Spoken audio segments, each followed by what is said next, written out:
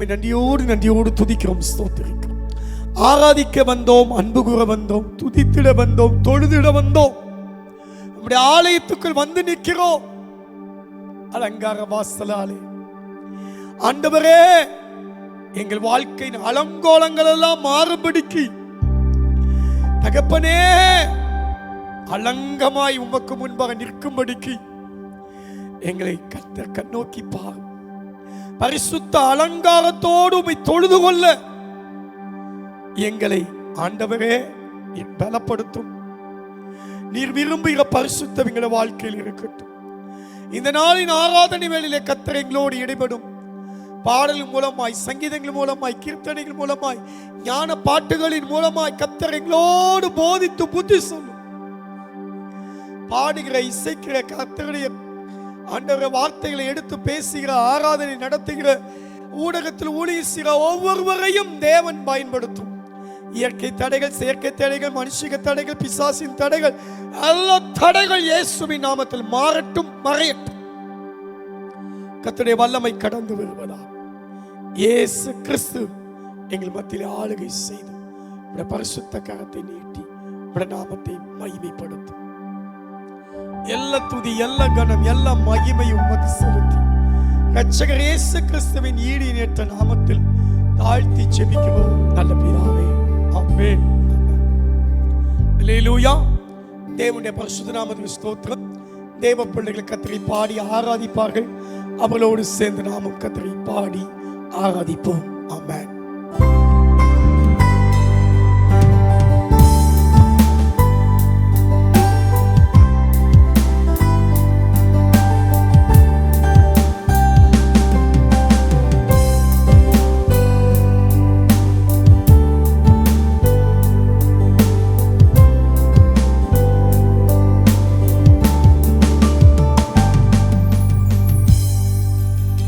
ஆண்டவருக்கு மகிமை உண்டாகட்டும். பாலை பாடுவோம்.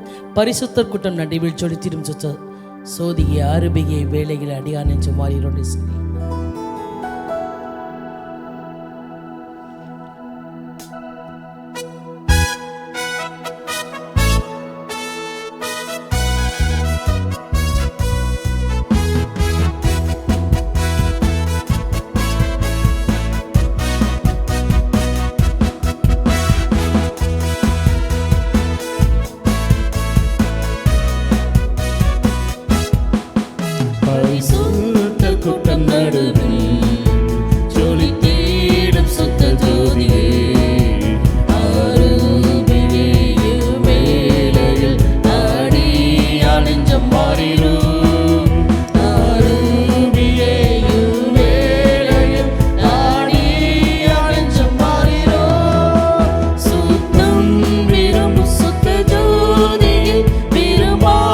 சுத்தம் யாவும் நீக்குமே, சுத்தம் விரும்பும்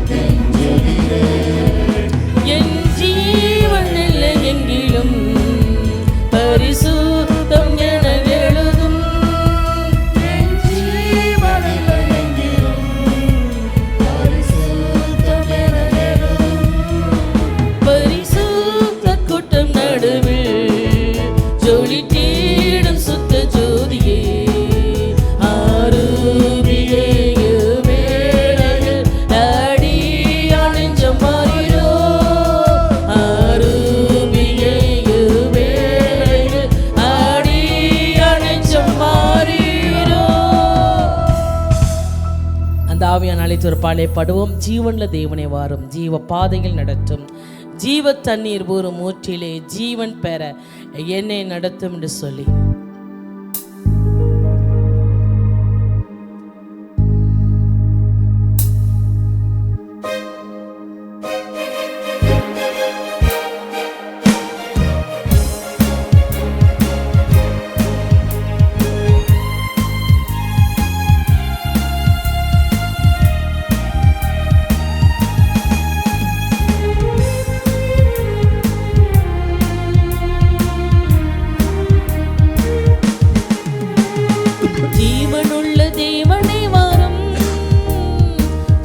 பாதையிலே நடத்தும், ஜீவனுள்ள தேவனே வாரும், ஜீவ பாதையிலே நடத்தும், ஜீவ தண்ணீர் ஊறும் ஊற்றிலே ஜீவன் பெற என்னை நடத்தும், அந்த ஜீவ தண்ணீர் ஊறும் ஊற்றிலே ஜீவன் பெற என்னை நடத்தும்.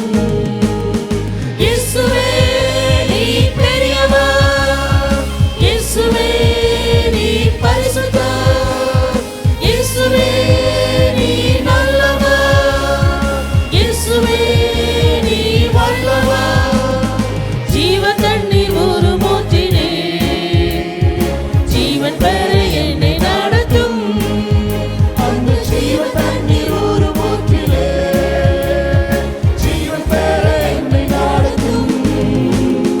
பாவிகள் துரோகிகளையா பாவகாத மக்களிற்றுயா, பாவிகள் துரோகிகளையா பாவாத மக்களே துதியா. பாதகரை பாவம் போக்கவே பாதகன் போல் தொங்கி நீரல்லோ, இந்த பாதகரை பாவம் போக்கவே பாதகன் போல் தொங்கி நீரல்லோ. இயேசுவே நீ பெரியவர், இயேசுவே நீ பரிசுத்தர், இயேசுவே நீ நல்லவர், இயேசுவே நீ வல்லவர், பாதகரின் பாவம் போக்கவே பாதகன் போல் தொங்கி நீரல்லோ, இந்த பாதகரை பாவம் போக்கவே பாதகன் போல் தொங்கி நீரல்லோ. ஐந்து கண்ட மக்களுக்காக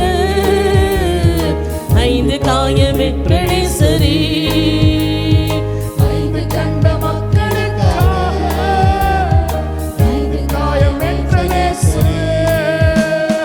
நொந்துருகி வந்த மக்கள் மேல் நேசராவி வீச செய்குமே, இங்கு நொந்துருகி வந்த மக்களே நேசராவி வீச செய்குமே.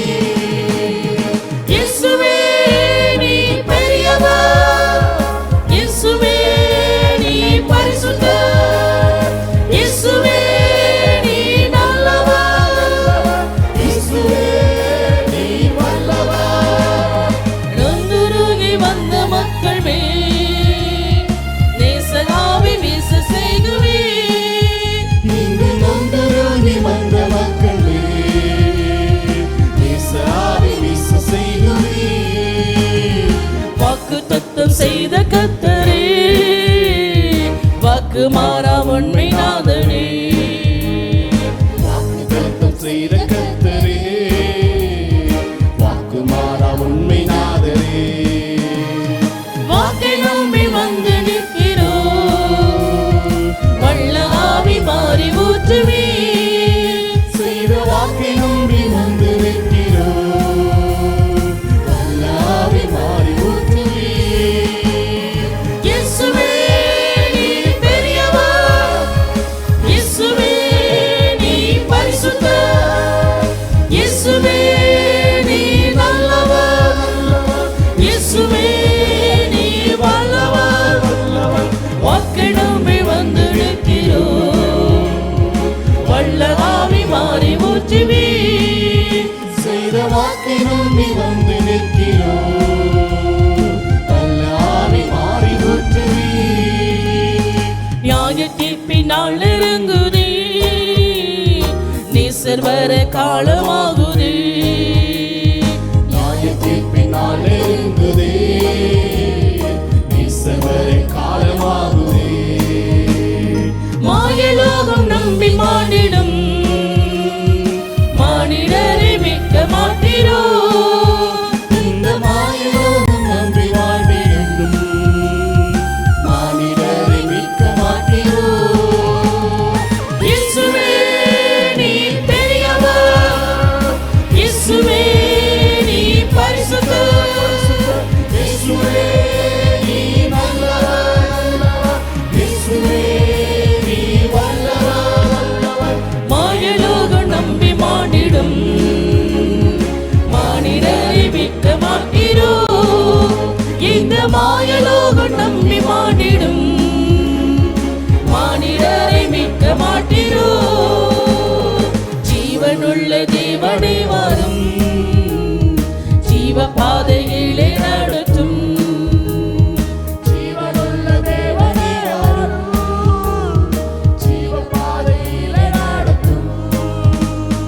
ஜீவ தண்ணீர் ஒரு மூச்சிலே ஜீவன் பெற என்னை நடத்தும், அந்த ஜீவ தண்ணீர் ஒரு மூச்சிலே ஜீவ பெற என்னை நடத்தும். இயேசுவே நீ பெரியவர், இயேசுவே நீ பரிசுத்தர், இயேசுவே நீ நல்லவர், இயேசுவே நீ வல்லவர். ஜீவ தண்ணீர் ஒரு மூச்சிலே ஜீவன் பெற என்னை நடத்தும், அந்த ஜீவ தண்ணீர் ஒரு மூச்சிலே ஜீவன் பெற என்னை நடத்தும். வாக்குத்தத்தம் செய்த கர்த்தரே, வாக்கு மாறா உண்மை நாதனே, வாக்குத்தத்தம் செய்த கர்த்தரே, வாக்கு மாறா உண்மை நாதரே. வாக்கை நம்பி வந்து நிற்கிறோம், வல்ல ஆவி மாறி ஊற்றுவீர், செய்த வாக்கை நம்பி வந்து நிற்கிறோம், வல்ல ஆவி மாறி ஊற்றுவீர். இயேசுவே நீ பெரியவர், இயேசுவே நீ பரிசுத்தர், இயேசுவே நீ நல்லவர், இயேசுவே நீ வல்லவர். வாக்கை நம்பி வந்து நிற்கிறோம், வல்ல ஆவி மாறி ஊற்றுவீர், செய்த வாக்கை நம்பி வந்து நிற்கிறோம், வல்ல ஆவி மாறி ஊற்றுவீர்.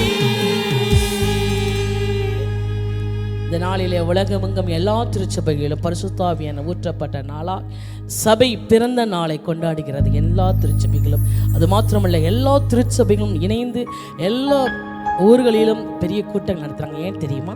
இந்த நாள் சபையின் பிறப்பு, கிறிஸ்துவின் பிறப்பை குறித்து நாம் கொண்டாடுகிறோம். கிறிஸ்துவின் பிறப்பை குறித்து நமக்கு தெரிகிறது. ஆனால் இந்த நாளில் சபை உண்டாகும்படிக்கு பரிசுத்தாவின் ஊற்றப்பட்ட நாள். பெந்தெக்கோஸ்தே நாளிலே அவர்கள் ஓரிடத்தில் கூடி வந்தபோது ஆவியானால் அந்த நாளில் ஊற்றப்பட்ட அப்படின்னால தான் இதற்கு பேர் என்ன சொல்கிறாங்க? பெந்தெக்கோஸ்தின் ஆவியானவர். அபிஷேகம் பெற்றாவே கேட்பாங்க, நீங்கள் பெந்தெக்கோஸ்தா அப்படின்ட்டு. அப்படி அல்ல. அந்த பெண்டிகாஸ்ட் அந்த நாளிலே ஆவியான பொழிந்தெழுப்பட்ட நாள், அந்த நாளிலே சபை அந்த நாளிலே உருவாகியது. அப்படியாய் அன்றைக்கு ஆண்டவர் இயேசு இந்த உலகத்தில் உருவாகும்படிக்கு அன்றைக்கு தேவதூதன் மரியாளை பார்த்து சொல்கிறார், கிருபை பெற்றோலே வாழ்கின்ற சொல்லி. அப்படி சொன்னபோது அநேக வார்த்தைகளே அந்த தேவதூதன் அந்த மரியாள் அம்மாட்ட சொல்லும் பொழுது ஒரு வார்த்தையை சொல்லுகிறார். லூக்கா 1:31 நீ கர்ப்பவதியாகி ஒரு குமாரனை பெறுவாய், அவருக்கு இயேசு என்று பெயரிடுவாயாக. அவர் எப்படி இருப்பார் என்று சொல்லி அந்த தேவதூதன் சொல்லுகிறார். அவர் பெரியவராயிருப்பார், உன்னதமான குமாரன் எனப்படுவார், கர்த்தராகிய தேவன் அவருடைய பிதாவாகிய தாவீதின் சிங்காசனத்தை அவருக்கு கொடுப்பார், அவர் யாக்கோபின் குடும்பத்தார் என்றென்றைக்கும் அரசாளுவார், ராஜ்யத்துக்கு முடிவிராது என்றான். இப்படியாய் தேவதூதன் அந்த கன்னி மரியாளை பார்த்து சொன்ன வார்த்தை, நீ கற்பவதாய் ஒரு குமாரனை பெறுவாயின்னு சொல்லி அவர் எப்படி இருப்பான்னு சொல்லும் பொழுது உடனே இந்த அம்மா அவங்கள பார்த்து கேட்குறாங்க. அதற்கு மரியாள் தேவதூதனுக்கு இது எப்படி ஆகும் புருஷனே அறியேனே என்றான். இன்னும் எனக்கு திருமணம் ஆகலையே, திருமணம் நிச்சயிக்கப்பட்டிருக்குது, இது எப்படி ஆகும் என்று கேட்கும் பொழுது உடனே தேவதூதன் சொல்ற வார்த்தை அவளுக்கு பிரயுத்தரமாக பரிசுத்த ஆவியின் மேல் வரும், உன்னதமான பலம் உன்மேல் நிலையிடும், அதனால் உன்னிடத்தில் பிறக்கும் பரிசுத்தம் உள்ளது தேவனுடைய குமாரன் எனப்படும் என்று சொல்லி, கன்னிகை கற்புவதாகி ஒரு குமாரனை பெறுவாய் என்று சொல்லி அன்றைக்கு ஏசாயா தீர்க்கதரிசி உரைத்த தீர்க்கதரிசனம் நிறைவேறும்படிக்கு இப்படியாய் நடந்தது. இது அநேகருக்கு புரியாத புதி. எப்படி ஆவியானவர் இறங்குவார் என்று சொன்னால் அவளுக்குள் எப்படி அவர் குமாரனை பெரும்படிக்கு கற்பம் தரிக்க முடியும் என்று சொல்லி, அப்படின்னு சொன்னால் அந்த சத்தியத்தை எல்லாராலும் விளங்கிக்க முடியாது. தேவன் விளக்கி காற்றில் மாத்திரம் தான் செய்ய முடியுமா, விளங்கி கொள்ள முடியுமா. பரிசுத்த தேவன் அவர் பரிசுத்த ஆவியானவர் அந்த மரியாள் அம்மாள் மீது நிலையிடும்போது பரிசுத்த தேவன் இந்த உலகத்திற்கு அவர் வெளிப்பட்டார். பாவம் அறியாத அவர் நம்மை மீட்கும்படிக்கு இயேசு கிறிஸ்து நம்மை பரிசுத்தப்படுத்தி நித்திய ராஜ்யத்துக்குள் அவருக்குள் நாம் இருக்கும்படி வாழும்படி அவர் ராஜ்யத்துக்கு வரும்படிக்கு தேவன் நமக்காய் இந்த உலகத்துக்கு மனிதனாய் வந்து தம் ஜீவனை கொடுத்து இரத்த சிந்தி மீட்கும்படிக்கு ஒரு பரிசுத்தர் இந்த உலகத்திற்கு அப்படியாய் பிறந்தார், பரிசுத்த ஆவியின் மூலம் பிறந்தார். அப்படி என்று சொன்னால் ஒரு வார்த்தை இருக்குது 1 கொரிந்தியர் 12:3 1 கொரிந்தியர் 12:3 இப்படியாய் பவுல் சொல்கிறார், ஆதலால் தேவனுடைய ஆவியினாலே பேசுகிற எவனும் இயேசுவை சபிக்கப்பட்டவன் என்று சொல்ல மாட்டான் என்றும், பரிசுத்த ஆவியை என்று இயேசுவை கர்த்தரென்று ஒருவனும் சொல்லக்கூடாது என்றும் உங்களுக்கு தெரிவிக்கிறேன். ஆவியான மூலம்தான் இயேசு எதற்காக இந்த உலகத்திற்கு வந்தார் என்ற சத்தியத்தை அறிந்து கொள்ள முடியுமா. இதை வெளிப்படுத்துவது ஆவியானவர். உலகத்து மனிதனுக்கு அது பைத்தியமாய் தெரியும். வேதம் சொல்கிறது, கிறிஸ்துவை பற்றி சிலுவை பற்றி உபதேசம் கெட்டுப்பொருளுக்கு பைத்தியம், ரட்சிக்கப்படுற நமக்கோ அது தேவனுடைய பலனாகிய கிறிஸ்துவை பற்றி பேசும் பொழுது அது அநேகருக்கு பைத்தியமா இருக்கிறது, புரிந்து கொள்ள முடியவில்லை. இயேசு ஒருவர் தான் ரட்சகர், அவர் ஒருவர் தான் மீட்பர், அவர் ஒருவர் தான் பாவத்தில் விடுவிக்க முடியும். எப்பேற்பட்ட பலவீனம், வியாதி, போராட்ட, பிசாசு, செய்வினை கட்டளை, பிள்ளிசனை எதுவாக இருந்தாலும் எல்லா சாபத்தில் விடுவிக்கிறவர் இயேசு கிறிஸ்து ஒருவரே. இதை அறிந்து கொள்ளணும்னு சொன்னா இதற்கு தேவை எதுவா, பரிசுத்த ஆவியானவர். அபிஷேகம் பெற்ற மக்கள் தான் அவர் வைத்திருக்கிற ஆசீர்வாதங்களை, அவர் கொடுக்கிற நன்மைகளை பெற்று அதை அறிந்து கொள்ள புரிந்து கொள்ள முடியுமாம். அதனால தான் அந்த பவுல் சொல்கிறார், பரிசுத்த ஆவியே என்று இயேசுவை கர்த்தர் என்று ஒருவனும் சொல்லக்கூடாது என்று உங்களுக்கு தெரிவிக்கிறேன். அபிஷேகம் பெற்றவர்கள் தான் சொல்லுவார்கள், அவர் ஒருவர் தான் ஜீவனுள்ள தேவனாய் கிறிஸ்து என்று சொல்லி. இந்த ஆவியான வரும்போது என்ன செய்வாராம், யோவான் 16:8 இப்படியா இயேசு சொன்னார். யோவான் 16:8 அவர் வந்து பாவத்தை குறித்தும் நீதியை குறித்தும் நியாய தீர்ப்பை குறித்தும் உலகத்தை கண்டித்து உணர்த்துவார். ஒரு மனிதன் பாவத்தில் வாழும் பொழுது தான் செய்வது பாவம் என்று அறிந்தாலும் அதில் வெளியே வர முடியாது. எப்ப தெரியுமா வர முடியும், ஆவியான உணர்த்தும் பொழுது. ஆவியானவர் விடுதலை ஆக்கினாதான். அதனாலதான் வேதம் சொல்கிறது, கர்த்தரை ஆவியான எங்குண்டோ அங்கு விடுதலை உண்டு என்று சொல்லி. அநேக மனிதர்கள் தான் செய்கிற பாவம் என்று ஒத்துக்கொள்ளாத காரணம் தெரியுமா, உணர்த்தப்படாதனால. அப்படின்னு சொன்னா அந்த ஆவியான வரும்பொழுது அவர் என்ன செய்வார், நீதியை குறித்தும் நியாய தீர்ப்பை குறித்தும் பாவத்தை குறித்தும் உலகத்தை கண்டித்து உணர்த்துவார். ஒருவனுக்குள் தேவ அபிஷேகம் வரும் என்று சொன்னால் அந்த ஆவியை உணர்த்துவார், நீ செய்து தவறு, நீ போற பாதை தப்பு, நீ பேசுறது தப்பு என்று சொல்லி ஆவியான உணர்த்துவார். உணர்த்துற மாற்றமல்ல, அந்த ஆவியானவர் தான் விடுவிப்பார். இதனால தான் அப்போஸ்தலர் 2:37 பேதுரு பிரசங்கித்த போது, பரிசுத்தாவியால் நிரப்பப்பட்ட பிரசங்கித்த போது அங்குள்ள மக்கள் இருதயத்தில் குத்தப்பட்டு கேட்கிறாங்க பேதுருவை நோக்கி, சகோதரரே நாங்கள் என்ன செய்ய வேண்டும் என்று சொல்லி. அப்படியே சொன்னா இந்த ஆவியானவர் மாத்திரமே ஒருவன் பாவத்துக்குள் இருந்தால் அவர்களை சுட்டி காட்ட முடியும். அப்படி சுட்டி காட்டும் பொழுது அவர்கள் இருதயத்தில் குத்தப்படுவார்கள். குத்தப்படும் பொழுது அவர்கள் அன்றை கேட்டார்கள், நாங்கள் என்ன செய்ய வேண்டும் என்று சொல்லி. இல்ல அன்றைக்கு மறுதலிட்ட பேதுரு, சபித்த பேதுரு, ஆண்டவர் யார் என்று தெரியாத பேதுரு அப்படி சொன்ன போது, அவன் தேவாவில் நிரப்பப்பட்ட போது அவன் பண்ண ஒரே பிரசங்கத்தில் 3000 பேர் மனம் திரும்பும்படிக்கு பரிசுத்த ஆவியின் அவன் மூலம் கிருபைகளை கொடுத்து பேதுரு மூலம் சபையை ஆண்டவர் அந்த உலகத்தை கட்டும்படி கர்த்தர் செய்தார். அப்படி என்று சொன்னான். அன்றைக்கு பேதுரு பேசுகிற தைரியத்தை கண்டு பிரதான ஆசாரியர்கள் மற்றும் ஆச்சரியப்பட்டார்கள். ஏன் தெரியுமா, அவன் யார், ஒரு மீன் பிடிக்கிறவன், பேதமை, படிப்பறிவில்லாதவன், எவ்வளவு தைரியமா பேசுறாங்க, எவ்வளவு ஞானமா பேசுறாங்கன்னு சொல்லி. அப்படி என்று சொன்னால் எந்த மனுஷனை பிரகாசிப்பிக்கிற மெய்யான வழி அவர். எப்ப தெரியுமா, இந்த அபிஷேகத்தை பெற்றுக்கொள்ளும் பொழுது. தாவீது 16 வயதில் கர்த்தர் அபிஷேகித்தார். ஆகானு தள்ளப்பட்டவனாய் இருந்த அவனை அவனுடைய சகோதரர்கள் தாய் தகப்பன் அவனை ஒதுக்கி வெறுத்து வைத்த போது ஆண்டவனை தேடி வந்து இஸ்ரவேல் ஜனங்களுக்கு ராஜாவாக இருக்கும்படி அவனை அபிஷேகித்தார். அந்த அபிஷேகம் அவனை மேன்மையாய் உயர்த்தியது. அதனால் தாவீது சொல்கிறார் 2 சாமுவேல் 23ஆம் அதிகாரம் 1ஆம் வசனம் 2ஆம் வசனத்தில் 2 சாமுவேல் 23 1ஆம் வசனம் 2ஆம் வசனம் இப்படியாய் சொல்கிறது, தாவீது கடைசி வார்த்தைகள் மேன்மையாய் உயர்த்தப்பட்டு யாக்கோபுடைய தேவனால் அபிஷேகம் பெற்று இஸ்ரவேலின் சங்கீதங்கள் இன்பமாய் பாடின ஈசாயின் குமாரனாகிய தாவீது என் புருஷன் சொல்லுகிறது என்னவென்றால் மேன்மையாய் உயர்த்தப்பட்டு. அவர் சொல்லுகிறார், தாயும் தகப்பனும் கைவிட்டாலும் கர்த்தர் என்னை சேர்த்துக் கொள்வார். ஆகாண்டு தள்ளப்பட்ட கல்லை மூளைக்கு தலைக்கல்லாயிற்று. இப்படி அவர் சங்கீதத்தில் எழுதுகிறார். காரணம் அவருடைய அனுபவம். என்னை ஆகாண்டு தள்ளி வச்சாங்க, என்னை ஒதுக்கி வச்சாங்க, என் தாயின் தகப்பன் கைவிட்டாங்க. ஆனா ஆண்டவரின் அபிஷேகம், அவர் என்னை அபிஷேகித்த போது என்னை மேன்மையாய் உயர்த்தினார். சொல்லி அடுத்த வார்த்தை இப்படியே சொல்லுகிற 2ஆம் வசனம், கர்த்தருடைய ஆவியை என்னை கொண்டு பேசினான். வசனம் என் ஆவியில் இருந்தது. அந்த இளம் வயதில் 11 வயதில் ஆண்டவராய் கர்த்தர் தாவீதை தெரிந்தெடுத்து அவனை அபிஷேகித்ததினால் கர்த்தர் மேன்மையாய் உயர்த்தினார். அது மட்டும் இல்ல, ஆண்டவர் அவனை கொண்டு அநேக வார்த்தைகள் தீர்க்கதரிசனமாய் எழுதும்படி கர்த்தர் செய்தார். தாவீது ஒரே ஒரு விஷயத்தை எல்லாம் தவறு செய்தான். அப்படியே வேதம் சொல்லுகிறது, பச்சைப்பாடு செய்து மாத்திரம் தான் தவறு செய்தான். தவறு செய்த போதும் நாத்தான் தீர்க்கதரிசி உணர்த்தி காட்டிய போது அவன் உடனே தன்னை இணைஞ்சான், ஒத்துக்கொண்டு அர்ப்பணித்து அதற்காக உபவாசித்து ஜெபித்தான். அப்படி என்று சொன்னான். சவுலை விட தாவீதை விட சவுல் பெரிய பாவம் செய்யல. தாவீது பொய் சொன்னான், கொலை செய்தான், அவன் இச்சையாய் மற்றவர்களை பார்த்தான், பெண்ணை பார்த்தான், அந்த பெண்ணுக்காக அவன் பல காரியங்களை செய்தான். அப்படி இருக்கும் பொழுது அவளையா பல காரியங்களை செய்தான். ஆனால் சவுல் செய்த ஒரே ஒரு காரியம் என்ன தெரியுமா? தாவீது ஆண்டவர் சொன்னது என்ன செய்யல, கீழ்ப்படியில செய்யல, அவ்வளவுதான். ஆனா சவுலை விட்டு கர்த்தர் நினைஞ்சாராம், விலகினாராம். தாவீதை விட்டு வில காரணம் தெரியுமா? தாவீதை பார்த்து அப்பேற்பட்ட மனுஷனை பார்த்து ஆண்டவர் சொல்றாரு, இதயத்துக்கு ஏற்றவன். ஏன் தெரியுமா? உணர்த்தப்படும் பொழுது சுட்டி காட்டும் பொழுது தன்னை அர்ப்பணித்தான். ஆனா சவுலை சாமுவேல் சுட்டி காட்டுறாரு, நீ இப்படி புத்தியனமா செஞ்சிட்டியப்பா, ஆண்டடி வார்த்தை கேட்கலையே, கீழ்ப்படியாம போயிட்டீங்க அப்படி சொன்னப்ப நான் பாவம் செய்தேன்னு சொன்னான் வெளிய. ஆனா அவன் என்ன செய்யல, உணரல. அவனை காட்டிலும் பயங்கரமான காரியங்களை தாவீது செய்தான், உண்மைதான். ஆனா அவனுக்குள்ள உணர்வுல இருதயம் இருந்தது.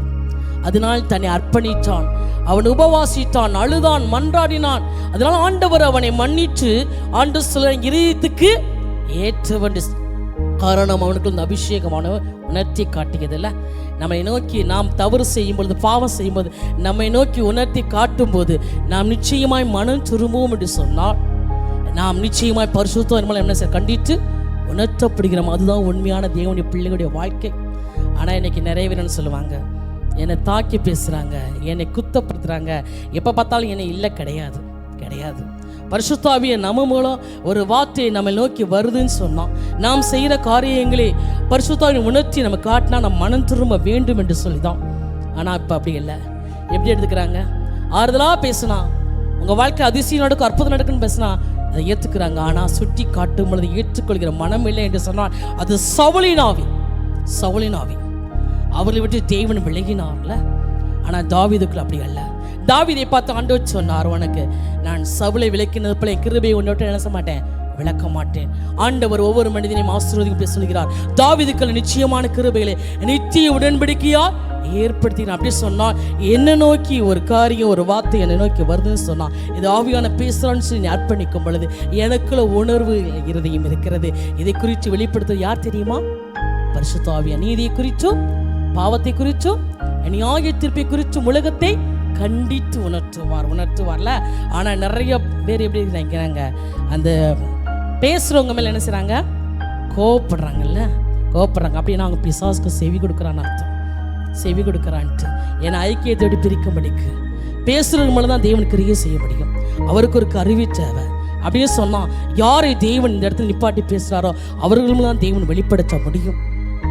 அதை ஏற்றுக்கொள்கிறவர்கள் பாக்கியவான்கள். அவர்களுக்குள் ஆவியான நிச்சயமாய் அதை உணர்த்தும் போது அவர்கள் உணர்வுல இருதயம் இருக்கிறது. அவர்களுக்குள் பரிசுத்த ஆவியானவர் தாவீதை போல அவர் நிரப்பப்பட்டு மேன்மையாய் உயர்த்தப்படும்படி பெரிய காரியங்களே அவர் செய்கிற தேவனாய் இருக்கிறார். அது மாத்திரமல்ல,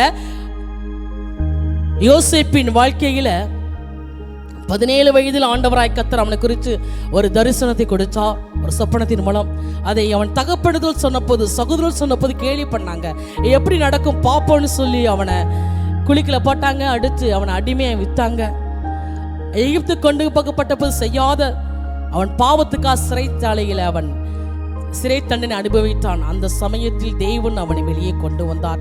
வெளியே கொண்டு வந்தது போது அவனுக்காக ஒரு பார்வோன் சொப்பனம் பார்க்கும்படி கர்த்தர் செய்தார். அந்த சொப்பனத்தை கண்டு பார்வோன் கலங்கின போது யாருக்கும் அர்த்தம் சொல்ல முடியல. அப்ப யோசேப்பை கொண்டு வந்து நிறுத்திய போது யோசேப்பு சொன்ன போது அந்த பார்வோன் யோசேப்புக்கு சொன்ன வார்த்தை ஆதியாகமம் 41:38 தேவ ஆவியை பெற்ற இந்த மனுஷனை போல் வேறு ஒருவன் உண்டோ? பார்வோன் தன் ஊழியக்காரர் நோக்கி சொல்றாரு, தேவ ஆவியை பெற்ற இந்த மனுஷனை போல வேறு ஒருவன் உண்டோ?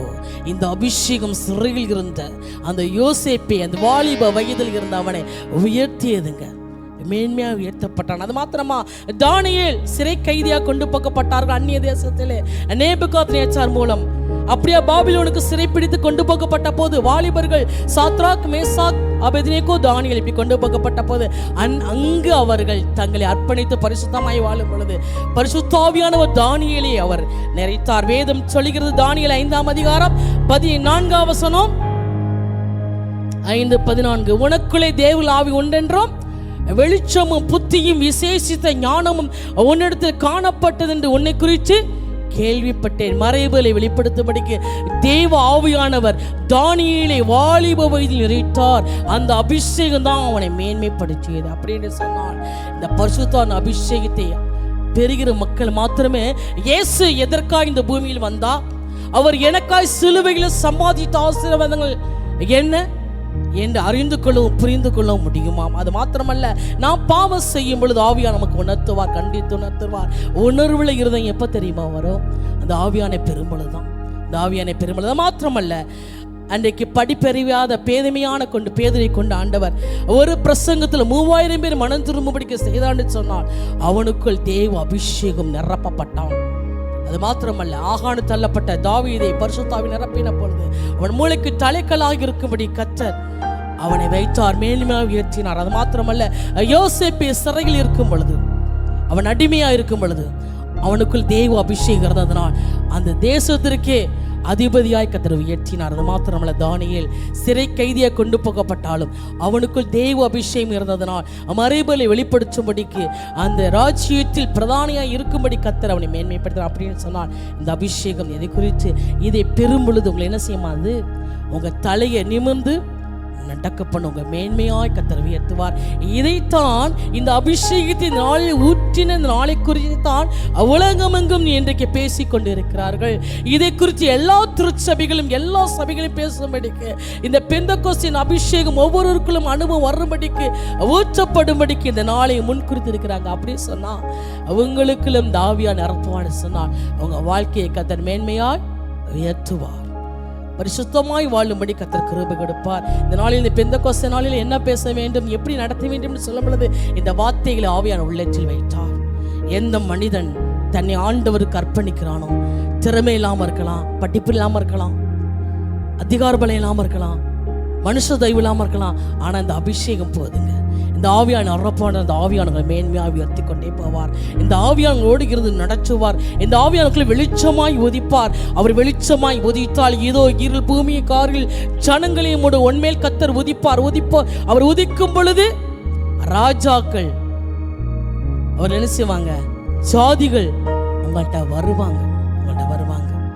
ஆண்டவர் உங்களை கொண்டு பெரிய செய்வார். அப்படியாய் பரிசுத்த ஆவியான ஊற்றும்படிக்கு இந்த நாளில் அவர் கடந்து வந்தபடினால இதற்கு தேவை தாகம்.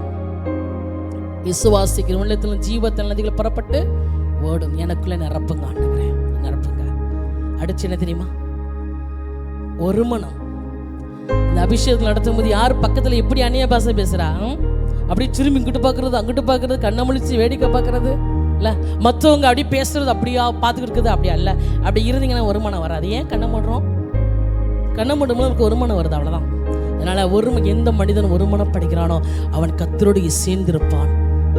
கர்த்தரோடு சேர்ந்திருக்கும் அவருடனே ஒரே ஆவியாக ஒருமனப்படும் பொழுது ஆண்டவரை நிரப்புன்னு சொல்லும் பொழுது அவர் நிரப்புவார். இது இந்த அபிஷேகம் மேன்மையானதுங்க. இந்த அபிஷேகம் உங்களை மேன்மைப்படுத்தும், இந்த அபிஷேகங்களை உயர்த்தும், இது உங்களை கனப்படுத்தும்.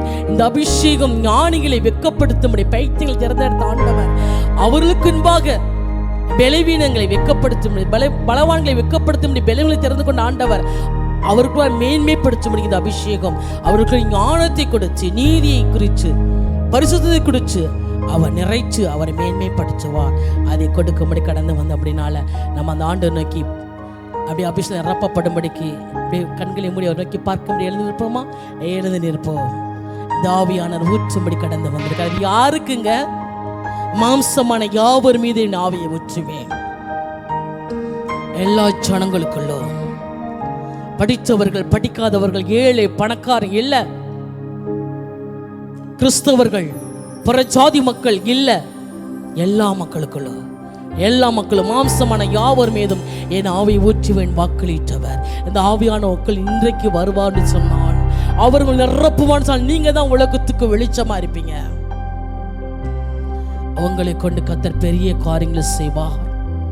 உங்களை மற்றவர்கள் புறக்கணித்து தள்ளி இருக்கலாம், ஆனா அந்த அபிஷேகம் நிரப்பப்படும் பொழுது உங்களை கர்த்தர் மேன்மையாய் உயர்த்துவாருங்க. எந்த இடத்திலும் அபிஷேகம் பெற்ற மனிதன் தலை குனிந்து நின்றதாய் சரித்திரம் இல்லை. எந்த இடத்துல வெக்கப்பட்டு போனதா சரித்திரமும் இல்லை. ஒருவேளை தேவன் உருவாக்கப்படி சில காரியங்களை அவன் வாழ்க்கையின் அனுமதிக்கலாமே தவிர அவன் ஒரு நாள் கீழே போவதில்லை, அவன் வெக்கப்பட்டு போவதில்லை. அவனுடைய முகம் பிரகாசம் அடையும், அவனுடைய முகம் கலையாயிருக்கும், அவனுடைய முகத்தை பார்க்கிறவர்கள் பயப்படுவார்கள். ஏன் தெரியுமா? அந்த பரிசுத்த பிரசன்னம், பரிசுத்த ஆவியானவர் அவனை நிரப்புகிறபடியினால் அந்த அபிஷேகம் அவருடைய முகத்தில் பிரகாசமாக இருக்கும்படி பிரகாசத்தை கொடுப்பார். அதான் வேதம் சொல்லுகிறது, அவர்கள் அவர் நோக்கி பார்த்து பிரகாசம் அடைந்தார்கள், அவர்கள் முகங்கள் வெட்கப்படவில்லை. சுய பலத்தை வச்சு, சுய ஞானத்தை வச்சு ஓட முடியாது. சுய பலமோ சுய ஞானமோ எதுவுமே நடக்காது. ஆனா தேவ ஆவியால் நிரப்பப்பட்டா, நான் ஞானம் இல்லாம இருந்தாலும் பேதிகளையும் ஞானமாய் மாற்றும்படிக்கு ஞானத்தின் ஆவியான வெளிப்படுவார். அவர் உயர்த்துவார், அவர் கற்றுக் கொடுப்பார். ஒருவேளை நான் தவறி போனால் உணர்த்துவார், கண்டித்து உணர்த்துவார். அந்த ஆவியானவர் உங்களுக்குள் இன்றைக்கு பிளந்திரும்படிக்கு இந்த பெண்டிகாஸ்ட் சண்டே, இந்த ஆராதனை உலகமெங்கு எல்லா திருச்சபைகளும் சபையின் பிறப்பை கொண்டாடும் பொழுது நமக்கும் தேவன் கிருபை கொடுத்திருக்கிறார். தேவன் உங்களை அழைத்து வந்திருக்கிறார். பரிசுத்த ஆவியின்றி ஆண்டவருடைய ஆசீர்வாதங்களை அறிந்து கொள்ள முடியாது. இயேசுவின் அவர் எதற்காக இந்த பூமிக்கு வந்தார்? எதற்காக அடிக்கப்பட்டார்? அவர் மரிச்சு வீழ்த்தது காரணம் என்ன? அறிந்து கொள்ள முடியாது.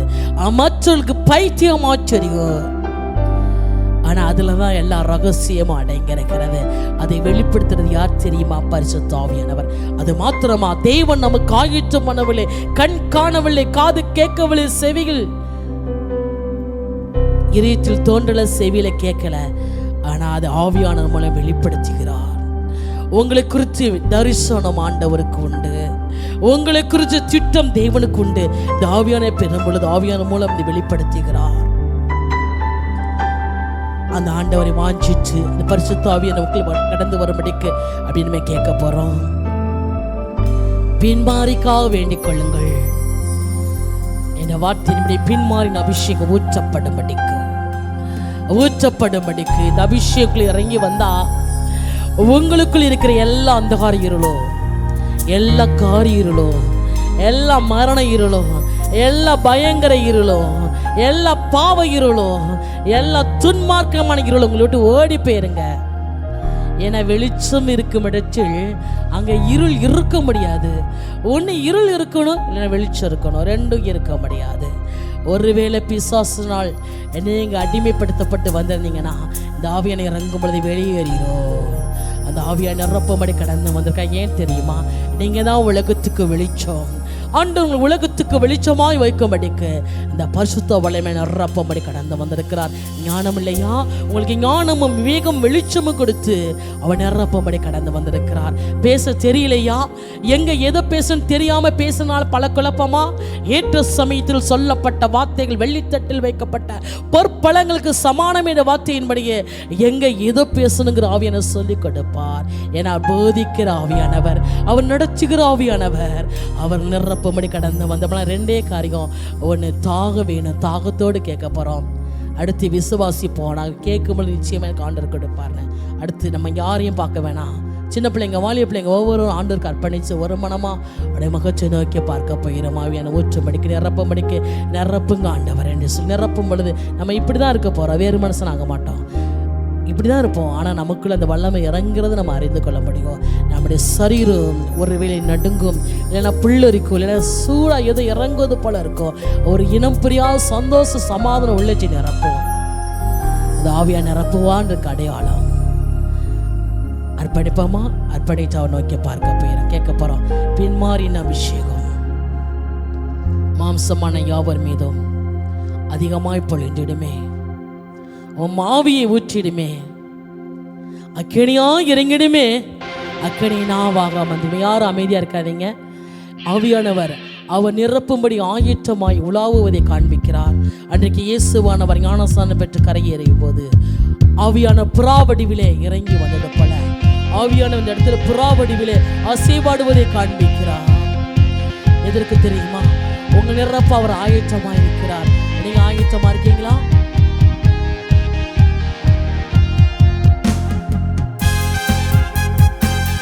தாகத்தோடு விசுவாசத்தோடு ஒரு மனமாய் அவர் நோக்கி கூப்பிடும்படி கரம் தட்டி ஆவியான அழைத்து பாடுவோமா?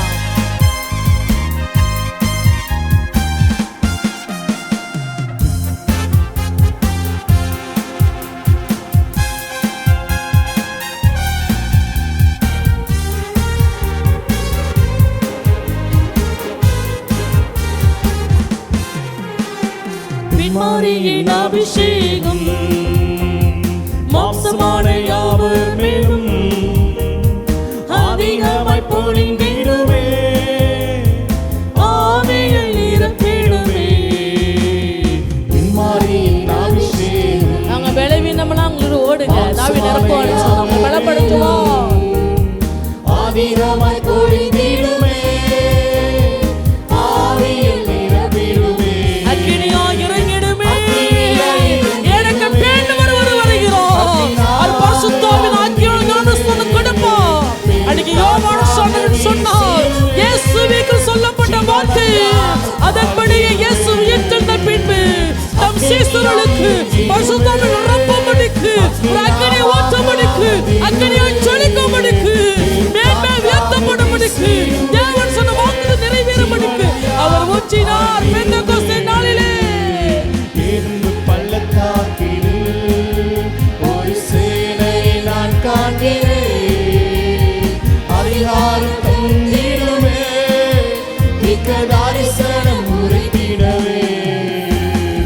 இழுப்பு பள்ளத்தாக்கினில் ஒரு சேனையை நான் காண்கிறேன், அதிகாரம் தந்திடுமே, மிக்க தரிசனம் உரைத்திடவே.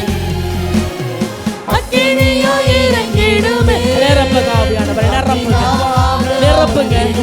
நிரப்புங்க. ஹல்லேலூயா. நீங்க ஆபீஸ்ல நிரப்பப்பட்டா என் பேர் மேல கோலியாத் உங்க மேல நிக்க முடியாதுங்க. உங்க மேல நிக்க முடியாது. என் பேர் மேல பிசாசு இருந்தாலும், என் பேர் மேல பலவானா இருந்தாலும் உங்க முன்னாடி நிக்க முடியாதபடிக்கு மலைகளை விழுத்து குண்டுகளை பதற்கு ஆபாக்கும்படிக்கு தேவனுடைய புதிய குருமையான பற்களை எந்திரமாய் மாற்றும்படிக்கு அவர் நிரப்புவான்னு சொன்னார். உங்களுக்கு முன்னாடி பெரிய பர்வதப்பட்ட பிரச்சனை சமாபூமியாகும், சமாபூமியாகும்.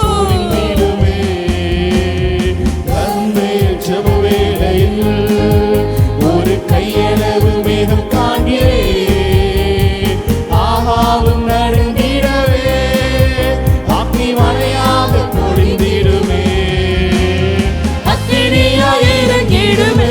வாலிய பிள்ளைங்க, அக்னி நாவாக தரிசனத்தை பெற்றீங்கன்னா எதிர்காலத்தை குறித்து தேவன் அவர் திட்டத்தை வெளிப்படுத்துவா. தரிசனத்தை வைப்பா. தானியேலை போல, யோசேப்பை போல, தாவீதை போல, ஒரு எஸ்தரை போல, ஒரு மரியாளை போல நீங்க மேன்மேல் உயர்த்தப்படுவீங்க. உங்க எதிர்கால நட்சத்திரமாய் பிரகாசிக்கும். நீங்க அநேக வெளிச்சம் கொண்டு போவதற்கு கர்த்தர் மேன்மைப்படுத்துவா. சகல ஜனங்களை பார்க்கணும். நீங்கள் மேன்மைப்படுத்த மக்களாக இருக்கும்படி ஒரு யோசுவாவை போல கர்த்தர் உங்களை தலைவர் நிறுத்துவா.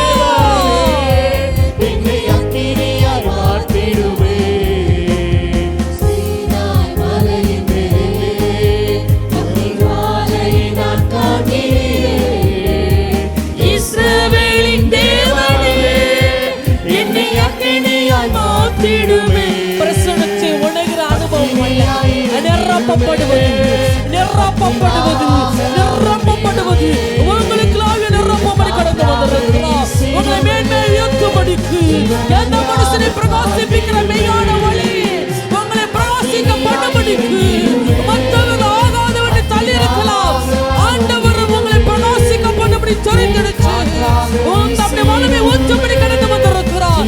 நிரப்புங்க ஆண்டவரே, நிரப்புங்க ஆவியானவரே. கேளுங்க, நிரப்புங்கப்பா, நிரப்புங்க ஆவியானவரே. ஒரு பெருங்காற்றின் முழக்கம் எனக்குள்ள தணிக்கும்படிக்கு எல்லா அந்தகார கிரியைகள் நின்று வாடும்படிக்கு பாவாளுக்கு நீக்கப்படும்படிக்கு இனி சுத்தவனாய் மாற்றம்படிக்கு நிரப்புங்க நிரப்புங்க நிரப்புங்க. கேப்பமா ஹல்லேலூயா.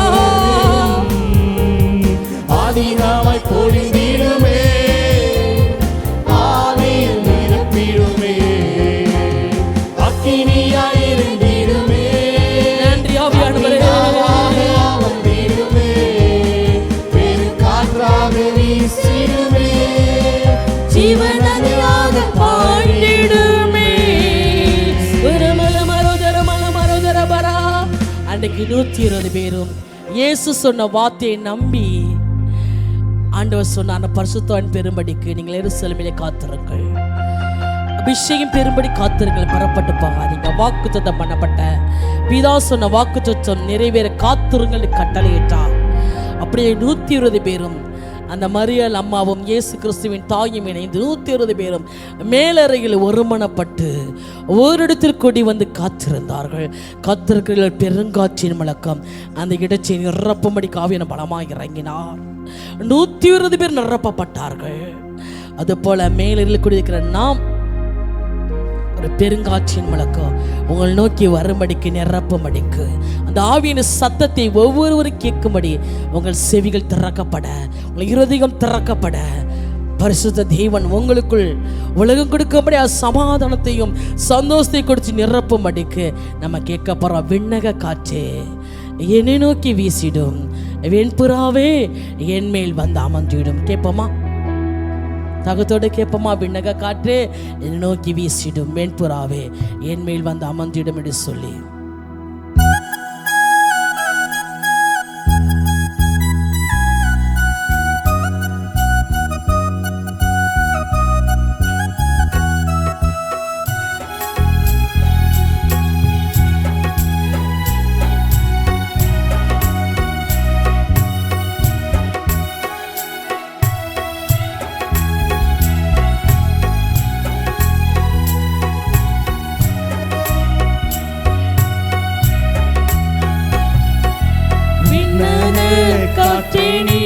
என்னை நோக்கி வீசிடும், வெண்புறாவை போல என் மேல் வந்த அமர்ந்திடும். காற்றே என்னை நோக்கி வீசிடும், வெண்புறாவை போல என் மேல் வந்த அமர்ந்திடும். முழங்காலை முடக்கியது முழங்கால அளவு அல்ல, முழங்காலை முடக்கியது முழங்கால அளவு அல்ல, நீச்சலாளம் வேண்டுமே இழுத்து செல்லும் என்னையே. கேட்போமா? கணுக்கால் அளவு அனுபவம் கிடையாது ஆண்டவரே, முழங்கால் அளவு அனுபவம் கிடையாது ஆண்டவரே. நீச்சலால மூழ்கும்படிக்கு இந்த அபிஷேகத்துல நான் நீச்சலால மூழ்கும்படிக்கு நீ நிரப்புங்க ஆவியானவரே. கேட்போமா? நீச்சலால மூழ்க வேண்டும், நிரப்பு. என்னை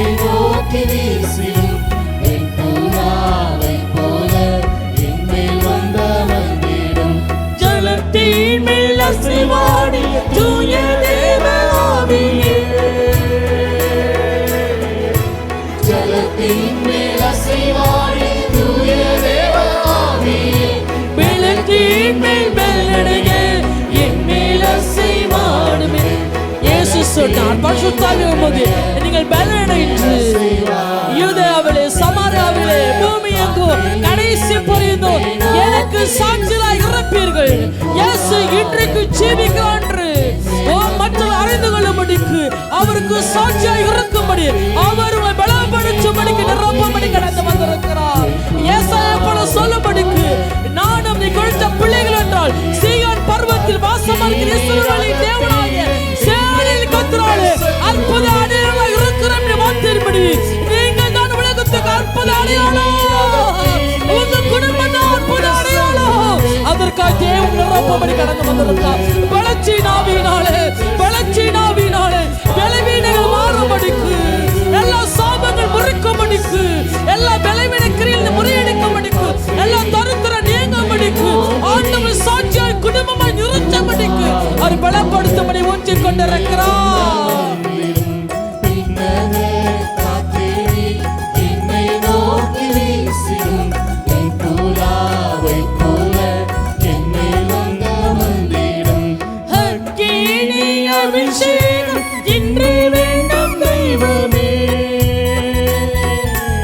அக்கினி அபிஷேகம் எனக்கு இன்றைக்கு ஊற்றுங்க. இந்த பெந்தெகோஸ்தாலை ஊற்றுங்கப்பா. என்னை தூக்கி நிறுத்துங்க. விழுந்து போன தாவீது கூடாரத்தை திரும்ப தூக்கி நிறுத்தி அந்த ஸ்தானத்தில் வீழ்த்திடு. விழுந்து போன என்னை தூக்கி நிறுத்தும்படிக்கு உங்க அக்கினி அபிஷேகம் நிரப்புங்க. கேளுங்க, நிரப்புங்க ஆவியானவரே என்று சொல்லி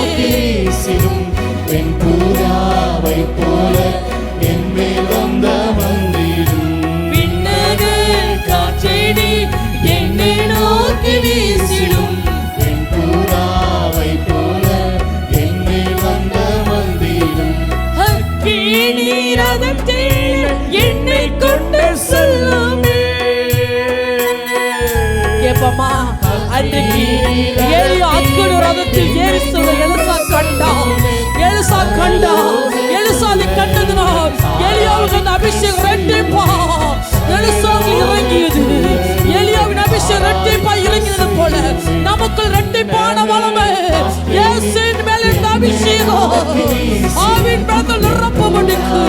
ரெட்டிப்பாய் ஊற்றும்படி கேட்போம். பரிசுத்த ஆவியானவரே, வெட்கத்துக்கு பதிலா நான் ரெட்டிகரமான பெற்றுக்கொள்ளப்பட்டிருக்கு. நான் வெட்கப்பட்ட தேசத்திலே கேட்டி புகழ்ச்சி வைக்கிறபடிக்கு நிரப்புங்க. நிரப்புங்க. கேளுங்க, ரெட்டிப்பான அபிஷேகம்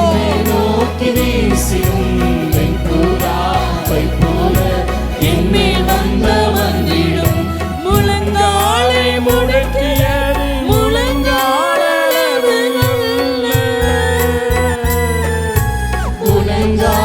முடக்கியதில் நிச்சலாலம் மீண்டுமே இழுத்து செல்லும் ஆவியான நீச்சலாலம் நிரப்போட சொன்ன நீங்க தான் பாக்கியவான்கள். கர்த்தரை ரட்சிக்கப்படுமே. உனக்கு அப்பானவன் யார்? உனக்கு அப்பானவன் இந்த உலகத்தில் யாருமே இருக்க முடியாது. உனக்கு நிகரானவர் யாருமே இருக்க முடியாது. நீ சத்துருக்களே மேடுகளை மிதிப்பார். சத்துருக்களை இச்சகம் பேசி அடங்குவார்கள். ஏன் தெரியுமா? கர்த்தர் பயங்கர பராக்கிரமசாலியா உங்களோடு இருக்கும்படிக்கு பயங்கர பராக்கிரமசாலி அபிஷேகம் இறங்கி நிரப்பும்படிக்கு உங்களுக்கு ஆளுகை செய்யும்படிக்கு அவர் நிரப்பும்படி கடந்து வந்தபடினால அபிஷேகம் நிரம்பி இருக்கிறபடினால கர்த்தர் சொல்லுவா, பராக்கிரமசாலியே கர்த்தரோடு இருக்கிறார். கர்த்தரோடு இருக்கிற சரி பராக்கிரமசாலிகளை மாற்றபடிக்கு கர்த்தர் வல்லமை இறங்கி வருகிறது.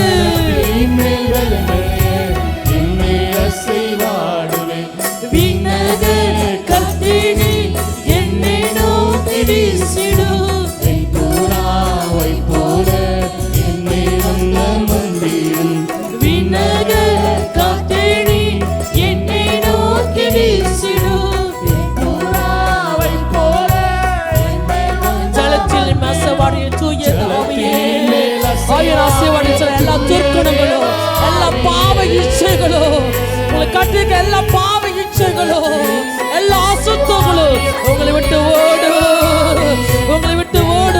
கர்த்தருடைய வல்லமை இறங்கி வருகிறது. ஆண்டவர் இச்சை நாவிலிருந்து விடுவிக்கப்படிக்கு உங்க துர்க்குணங்களுடைய நீங்கபடிக்கு உங்களை பரிசுத்தப்படுத்தபடிக்கு ஆண்டவர் எப்ப நிரப்பிக் கொண்டிருக்கிறார். எல்லா பாவ இச்சைகளும் விலகும்படி தேவ தேவ வளம் இறங்கி இருப்பதை காண்பிக்கிறார். எதற்கு தெரியுமா?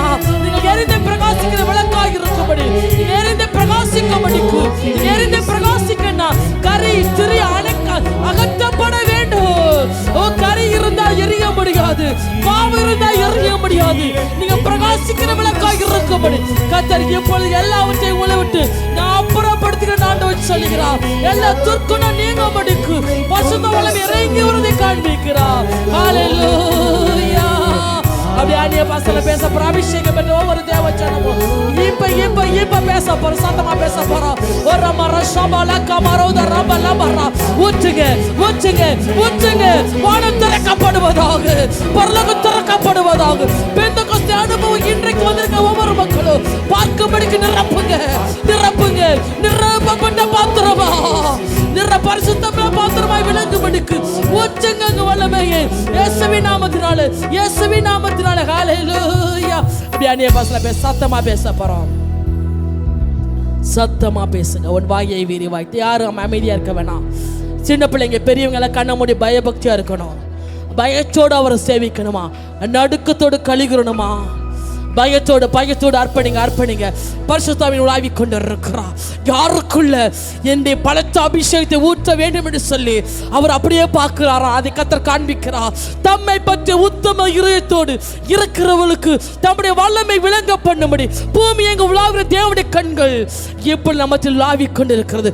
யாருக்குள்ள இந்த பலத்த அபிஷேகத்தை ஊற்றுவது, யாருக்குள்ள இந்த வல்லமை ஊற்றுவது, யாருக்குள்ள கர்த்தர் பார்த்து கொண்டு இருக்கிறார். உங்களை நீங்க அர்ப்பணித்தா உங்களுக்கு அந்த ஆவியானவர் உங்கள் இருதயத்துக்குள்ள, உங்கள் இருதயம் திறக்கப்பட்டு இந்த ஆவியானவர் எப்பொழுது பலத்த அபிஷேகத்தினால ஒரு மலையை போன்ற வல்லமை உங்கள் நிரப்பும்படிக்கு அவர் நிரப்பிக் கொண்டிருக்கிறார். கர்த்தர் நிரப்புவான்னு சொன்னா எல்லா சர்ப்பத்தின் கிரியைகளை முறியடிக்கப்படும், சாத்தானின் தந்திரங்களை முறியடிக்கப்படும். ஓரா மரத ரபல மர ஷபரா ஓரா மலக மர ஷபா ஓரி மிக மரத ரபல மர ஓரா மலக மரத ரபல மர ஓரா மலக மர ஷபல ரபரா. உங்க வாயை விரிவாய் திறங்க. ஆவியான வார்த்தை வைப்பார். ஆண்டவர் என்ன வார்த்தை வைக்கிறாரோ அதை அப்படியே பேசுங்க, அதை அப்படியே பேசுங்க. சந்தேகப்படாதீங்க. இப்ப ஆவியான ஊற்றி கொண்டுதான் இருக்கிறோம், நிரப்பி கொண்டுதான் இருக்கிறோம். உங்களை சாட்சியா நிறுத்தும்படி, உங்களை மட்டும் இல்ல உங்க குடும்பத்தை சாட்சியா நிறுத்தும்படிக்கு, உங்களை பலப்படுத்தும்படிக்கு அவருடைய வல்லமை இறங்கி வருகிறது. அவர் நிரப்பி கொண்டு இருக்கிறார். ஒருவேளை நீங்க பயந்தாங்களே இருக்கலாம், பலவீனமா இருக்கலாம். உங்க பலவீனங்களை மாற்றி, உங்க பயத்தை நீக்கி கர்த்தர் உங்களை பலவானாய் மாற்றும்படிக்கு அவர் நிரப்பி கொண்டு இருக்கிறார். ஒரு மரஷபல கமரா மலைகளிலே கர்த்தர் வழியை உண்டாக்குவாரா. கர்த்தர் சொல்லுகிறார், வழியை தெரியல நினைக்கிறீங்களா? பரிசுத்தாவின் சொல்லுகிறார், அவர் நிரப்புகிறபடினால உங்களுக்காக யாவை செய்து முடிக்கிற கர்த்தர் மலைகளிலே அவர் வழியை உண்டாக்க வேண்டி கர்த்தர் சொல்லுகிறார். பெருங்காற்றின் வழி உண்டே ஆண்டவர் சொல்லுகிறார். உங்களை அபிஷேகம் நிரப்பப்படுவதனால எல்லா பக்கம் வழி அடைச்சு நினைக்கிறீங்களா? இல்ல, உங்களுக்கு ஒரு வழியை திறக்கிறேன், உங்களுக்கு ஒரு வாசல் திறக்கிறேன். ஏன்னா அவரே வழியும் சத்தியமும் ஜீவனமா இருக்கிறபடினால ஆண்டவர் உங்களுக்கு திறக்கும்படி கடந்து வந்திருக்கிறாராம். அவர் திறந்தா எந்த மனுஷனை பூட்ட முடியாது, அவர் திறந்தா எந்த மனுஷனை பூட்ட முடியாது. அவர் ஒரு பூட்டக்கூட அப்படி திறக்கிறவ. அவர் செய்கிறதை தடுப்பவன்யா, அவர் செய்கிறதை தடுப்பவன்யா. அவர் ஆசீர்வதிக்கும் பொழுது எந்த மனுஷன் நம்ம சபிக்க முடியாது, நம்மை சபிக்க முடியாது. அவர் மேன்மையாக உயர்த்தப்படும்படிக்கு பரிசுத்த வல்லமை இறங்கி கொண்டிருக்கிறது. ஹல்லேலூயா. ஒரு புதுசாய் அபிஷேகம் பெறுவதற்கு கர்த்தர் வல்லமை இறங்குவதை காண்பிக்கிறார். நானும் அபிஷேகம் பெறந்த வாஞ்சையா வந்திருக்கிறேன் ஆண்டவரே. நீங்க கேட்கிற உங்களுக்கு ஆவியின் இறங்குவதை காண்பிக்கிறார். உங்கள் வாய்களை திறக்கும் பொழுது தேவன் என்ன வார்த்தை வைக்கிறாரோ அதை பேச தொடங்கும் பொழுது ஆவியான கீனமாக உங்களை பலமாக நிரப்ப வேண்டி கர்த்தர் சொல்கிறார். புதுசா இன்னைக்கு நிறைய பேர் அபிஷேகம் நிரப்பப்படும்படிக்கு கர்த்தர் வல்லமை இறங்கி இருக்கிறதை காண்பிக்கிறார். கர்த்தர் சொல்கிறார், புதிய அபிஷேகம் பண்ணப்படுகிறேன், காண்டாமிருகத்தின் கொம்பை போல உயர்த்துவேன். உங்களை உயர்த்தும்படிக்கு காண்டாமிருகத்தின் கொம்பை போல நீங்க வேலை பார்க்க ஸ்தலத்துல நீங்க இருக்கிற இடத்துல உயர்த்தும்படிக்கு ஒரு புதிய அபிஷேகம் இறங்குவதை காண்பிக்கிறார். ஹல்லேலூயா. அது மாத்திரமா வெண்கல கதை உடைத்து இருப்புத்தால் பானை முறித்து அந்த காலத்தில் இருக்கிற ஒளிபிடிக்கிற புதைகளை பொக்கிஷங்களை கொடுக்கும்படிக்கு கர்த்தர் அபிஷேகிக்கிறாராம். கர்த்தர் சொல்கிறார், பிசாசு விசுவாசி எதெல்லாம் குறை வேண்டிய ஆசீர்வாதத்தை கட்டி வச்சிருக்கானோ அதையெல்லாம் உடைத்து கர்த்தர் கொடுக்கும்படிக்கு கோரேஸ் அபிஷேகம் பண்ணினவர். உங்களை அபிஷேகம் ஆண்டவர் சொல்கிறார். ஹல்லேலூயா. நன்றி ஆவியானவரே. அந்த ஆண்டவனுக்கு சொல்ல போறோம், வல்லமையின் ஆவியானவர் என்னுள் வந்துவிட்ட காரணத்தால் பொல்லாத சாத்தான ஒரு சொல்லால விரட்டிடுவேன். அடுத்து ஒரே ஒரு ஸ்டான்ஸா பாட போறோம். ஆண்டவர் என்னை வெளிச்சமாக்கி வச்சிருக்காரு, ஊரெல்லாம் டார்ச் அடிப்பேன். இதை பாடி ஆராய்ச்சி முடிப்போமா? பாடுவோமா? விசுவாசமா சொல்லுமா? வல்லமையின் ஆவியானவர் விசுவாசமா கேளுங்க. எனக்கு வந்துவிட்ட பொல்லாத சாத்தான ஒரு சொல்லால விரட்டிடுவேன்.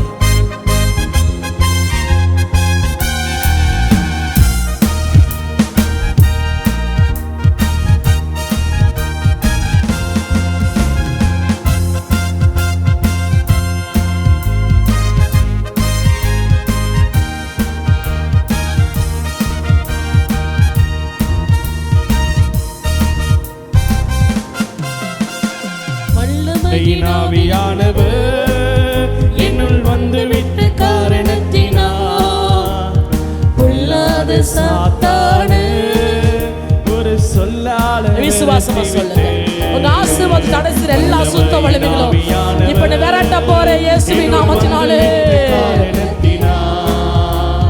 பொல்லாத சாத்தான ஒரு சொல்லால விரட்டி விட்டு உலகத்துக்கு வெளிச்சம், உலகத்துக்கு வெளிச்சம், இந்த ஊரெல்லாம் நான் தான் வெளிச்சம், என்னை தான் வெளிச்சம். நான் இருக்கிற பகுதியில, நான் வேலை பார்த்த ஸ்தலத்துல அநேகருக்கு வெளிச்சம் கொடுக்கும்படிக்கு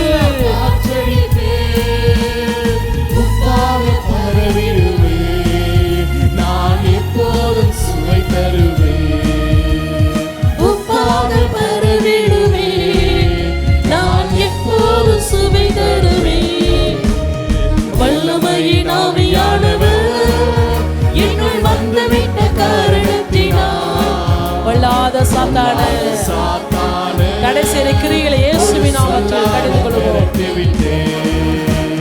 வல்லமையின் ஆவியானவர் என்னுள் வந்துவிட்ட காரணத்தினால் பொல்லாத சாத்தான ஒரு சொல்லால பவராவி எனக்குள்ள, பவராவி எனக்குள்ள, அந்த பயாவி அணுகுவதில்லை.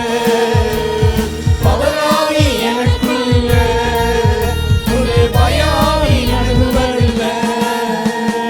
அன்பினாவி எனக்குள்ள, நான் அகற்றிவிட்ட கசப்புகள. அன்பினாவி எனக்குள்ள, நான் அகற்றிவிட்டேன் கசப்புகள. வல்லமையின் ஆவியானவர் என்னுள் வந்துவிட்ட காரணத்தினால் பொல்லாத சாத்தான ஒரு சொல்லால விரட்டிவிட்டேன். ஆமாண்டவரே, பொல்லாத சாத்தானை அப்பாலே போ என்ற ஒரே வார்த்தையாலே நாங்கள் விரட்டி விடுகிறோம். வல்லமையின் ஆவியானவரே, இந்த உலகத்திலே மற்றவருக்கு சுவை தரும் உப்பாக, மற்றவருக்கு வெளிச்சம் தருவதாக எங்களை வைத்திருக்கிறது. ஸ்தோத்திரம் ஆண்டவரே. ஆழத்தின் மேல் கீழ் இருள் இருந்த அந்த இருளை நீ அகற்றி விட்டது. ஸ்தோத்திரம். சமாதானம் உண்டாகட்டும், சௌக்கியம் உண்டாகட்டும், பலன் உண்டாகட்டும். தேவ கிருபையின் நன்மையும் வாழ்நாள் எல்லாம் தொடரட்டும். இந்த நாளுக்கு வேண்டிய எல்லா இரக்கங்கள் இயேசுவின் நாமத்தில் என் பிள்ளைகளுக்கு கிடைக்கட்டும். ஊழியக்காரனாகிய நான் சபையின் பிறந்த நாளாகிய இன்றைக்கு சபையிலிருந்து இவர்களை ஆசீர்வதிக்கிறேன். சபைக்கான அத்தனை ஆசீர்வாதங்களையும் என் பிள்ளைகள் பெற்றுக் கொள்வார்களாக. கிறிஸ்து இயேசுவின் நாமத்தில் மிகுந்த தாழ்மையோடு துதித்து செபிக்கிறேன் நல்ல பிதாவே. ஆமென். ஆமென். நெகேமியாவின் புஸ்தகத்தில் இருந்து சில வார்த்தைகளை வாசிக்கலாம். தேவனுடைய வார்த்தைக்கு நேராய் செல்கிறோம். நெகேமியா 2:20. அதற்கு நான் மறுமொழியாக, பரலோகத்தின் தேவனானவர் எங்களுக்கு காரியத்தை கைகூடி வர பண்ணுவார். அவருடைய ஊழியக்காரராகிய நாங்கள் எழுந்து கட்டுவோம். ஆமென். போதும். பரலோகத்தின் தேவனானவர் எங்களுக்கு காரியத்தை கைகூடி வர பண்ணுவார். அவருடைய ஊழியக்காரராகிய நாங்கள், ஊழியக்காரனாகிய நான் சொல்லல, ஊழியக்காரராகிய நாங்கள் எழுந்து கட்டுவோம். ஆமென். The God of heaven himself will prosper us. The God who rules from heaven, and he will make our work success. காரியத்தை கைகூடி வர பண்ணுவார். ஆமென். ஆமென். கர்த்தர் காரியத்தை வாய்க்கச் செய்வார். காரியங்களை வெற்றி சிறக்க பண்ணுவார். அனுகிரகம் செய்வார். சித்திக்க பண்ணுவார். கைகூடி வர பண்ணுவார். வாய்க்க பண்ணுவார். வெற்றி சிறக்க பண்ணுவார். அனுகிரகம் பண்ணுவார். சித்திக்க பண்ணுவார். நீங்க இதுல எந்த வார்த்தையை வேணாலும் எடுத்துக்கோங்க, இது எல்லாத்துக்கும் ஒரே காரியத்தை கைகூடி வர பண்ணுவார். தானியேலின் புஸ்தகம் 9:25 இப்படி சொல்கிறது. தானியேல் 9:25. இப்போதும் நீ அறிந்து உணர்ந்து கொள்ள வேண்டியது என்னவென்றால், எருசலேமை திரும்ப எடுப்பித்து கட்டுகிறதற்கான கட்டளை வெளிப்படுவது முதல் பிரபுவாகிய மேசியா வருமட்டும் 7 வாரமும் 62 வாரமும் செல்லும். அவைகளில் வீதிகளும் அலகங்களும் மறுபடியும் கட்டப்படும். ஆனாலும் இடுக்கமான காலங்களில் இப்படி ஆகும். ஆண்டவருடைய பரிசுத்த நாமத்துக்கு ஸ்தோத்திரம். எருசலேமின் அலங்கங்கள், வீதிகள் மறுபடியும் கட்டப்படும். இந்த எருசலேமின் அலங்கங்கள் கட்டப்பட்டாலே ஆண்டவராய் இயேசு கிறிஸ்து வருகை இருக்காது. பிரபுவாகிய மேசியா வர வேண்டும் என்றால் அதற்கு முன்பாக எருசலேமை திரும்ப எடுக்கிற கட்டளை வெளிப்பட வேண்டும். வீதிகளும் அலங்கங்களும் கட்ட வேண்டும். நீ அறிந்து உணர்ந்து கொள்ள வேண்டியது, தானியேலே, இப்போதும் நீ அறிந்து உணர்ந்து கொள்ள வேண்டியது. தானியேலை பார்த்து தேவதூதன் சொல்கிறார், நீ அறிந்து உணர்ந்து கொள்ள வேண்டியது, வீதிகளும் அலங்கங்களும் கட்டப்படும். 7 வாரமும் 62 வாரமும் செல்லும். எப்போது? தானியேல் 9:1 மேதிய குலத்தானாகிய அகாஸ்வேருடைய புத்திரனாகிய தரியு ராஜ்யபாரம் பண்ணுகிற முதல் வருஷத்திலே ஆகாஸ்வேருடைய மகன் தரியு, நம்முடைய வரலாறு புத்தகத்தில் டேரியஸ் என்று சொல்லி இந்த பெர்சியன் எம்பரர், அந்த வரலாறு இதில் 9ஆம் வகுப்பு படிக்கும்போது அந்த பாடம் இருந்தது. டேரியஸ். இந்த தரியு அரசாண்ட அந்த முதல் வருஷத்துல இவர் என்ன செய்யறாரு? ஜெபிக்கிறார். அதோடு கூட வேத வசனத்தை வாசிக்கிறார். 9:2 வாசிக்கிறோம். தானியேலாகிய நான் எருசலேமின் பால்கடிப்புகள் நிறைவேற்றி தீர 70 வருஷம் செல்லும் என்று கர்த்தர் எரேமியா தீர்க்கதரிசியோடே சொல்லிய வருஷங்களின் தொகையை புஸ்தகங்களால் அறிந்து கொண்டேன். எரேமியா தீர்க்கதரிசியோட சொல்லிய, கர்த்தர் எரேமியா தீர்க்கதரிசியோட சொல்லிய. எரேமியா தீர்க்கதரிசன புத்தகத்தை வாசித்த போது ஒரு திட்டம் வெளிப்பட்டது. என்ன தேவனுடைய திட்டம்? என்ன தெய்வீக தீர்க்கதரிசனம்? என்ன தேவன் என்ன செய்ய போகிறார்? ஆண்டவர் இந்த தேசத்தை குறித்து என்ன காரியங்களை வைத்திருக்கிறார்? கர்த்தர் செய்ய நினைப்பது என்ன என்பதை அறிந்து கொண்டேன். எப்படி அறிந்து கொண்டான்? வேதத்தை வாசித்தான், தியானித்தான். எரேமியா 25 9 முதல் 11 வசனங்கள். எரேமியா 25 9 முதல் 11 வசனங்கள். இதோ நான் வடக்கே இருக்கிற சகல வம்சங்களையும் என் ஊழியக்காரனாகிய நேபுகாத் நேச்சார் என்கிற பாபிலோன் ராஜாவையும் அழைத்தனுப்பி அவர்களை இந்த தேசத்துக்கு விரோதமாகவும் இதன் குடிகளுக்கு விரோதமாகவும் சுற்றிலும் இருக்கிற இந்த எல்லா ஜாதிகளுக்கும் விரோதமாகவும் வரப்பண்ணி அவைகளை சங்காரத்துக்கு ஒப்பு கொடுத்து அவைகளை பாழாகவும் இகழ்ச்சிக்குறியாகிய ஈசல் போடுதலாகவும் நித்திய வனாந்திரங்களாகவும் செய்வேன் என்று சேனைகளின் கர்த்தர் சொல்கிறார்.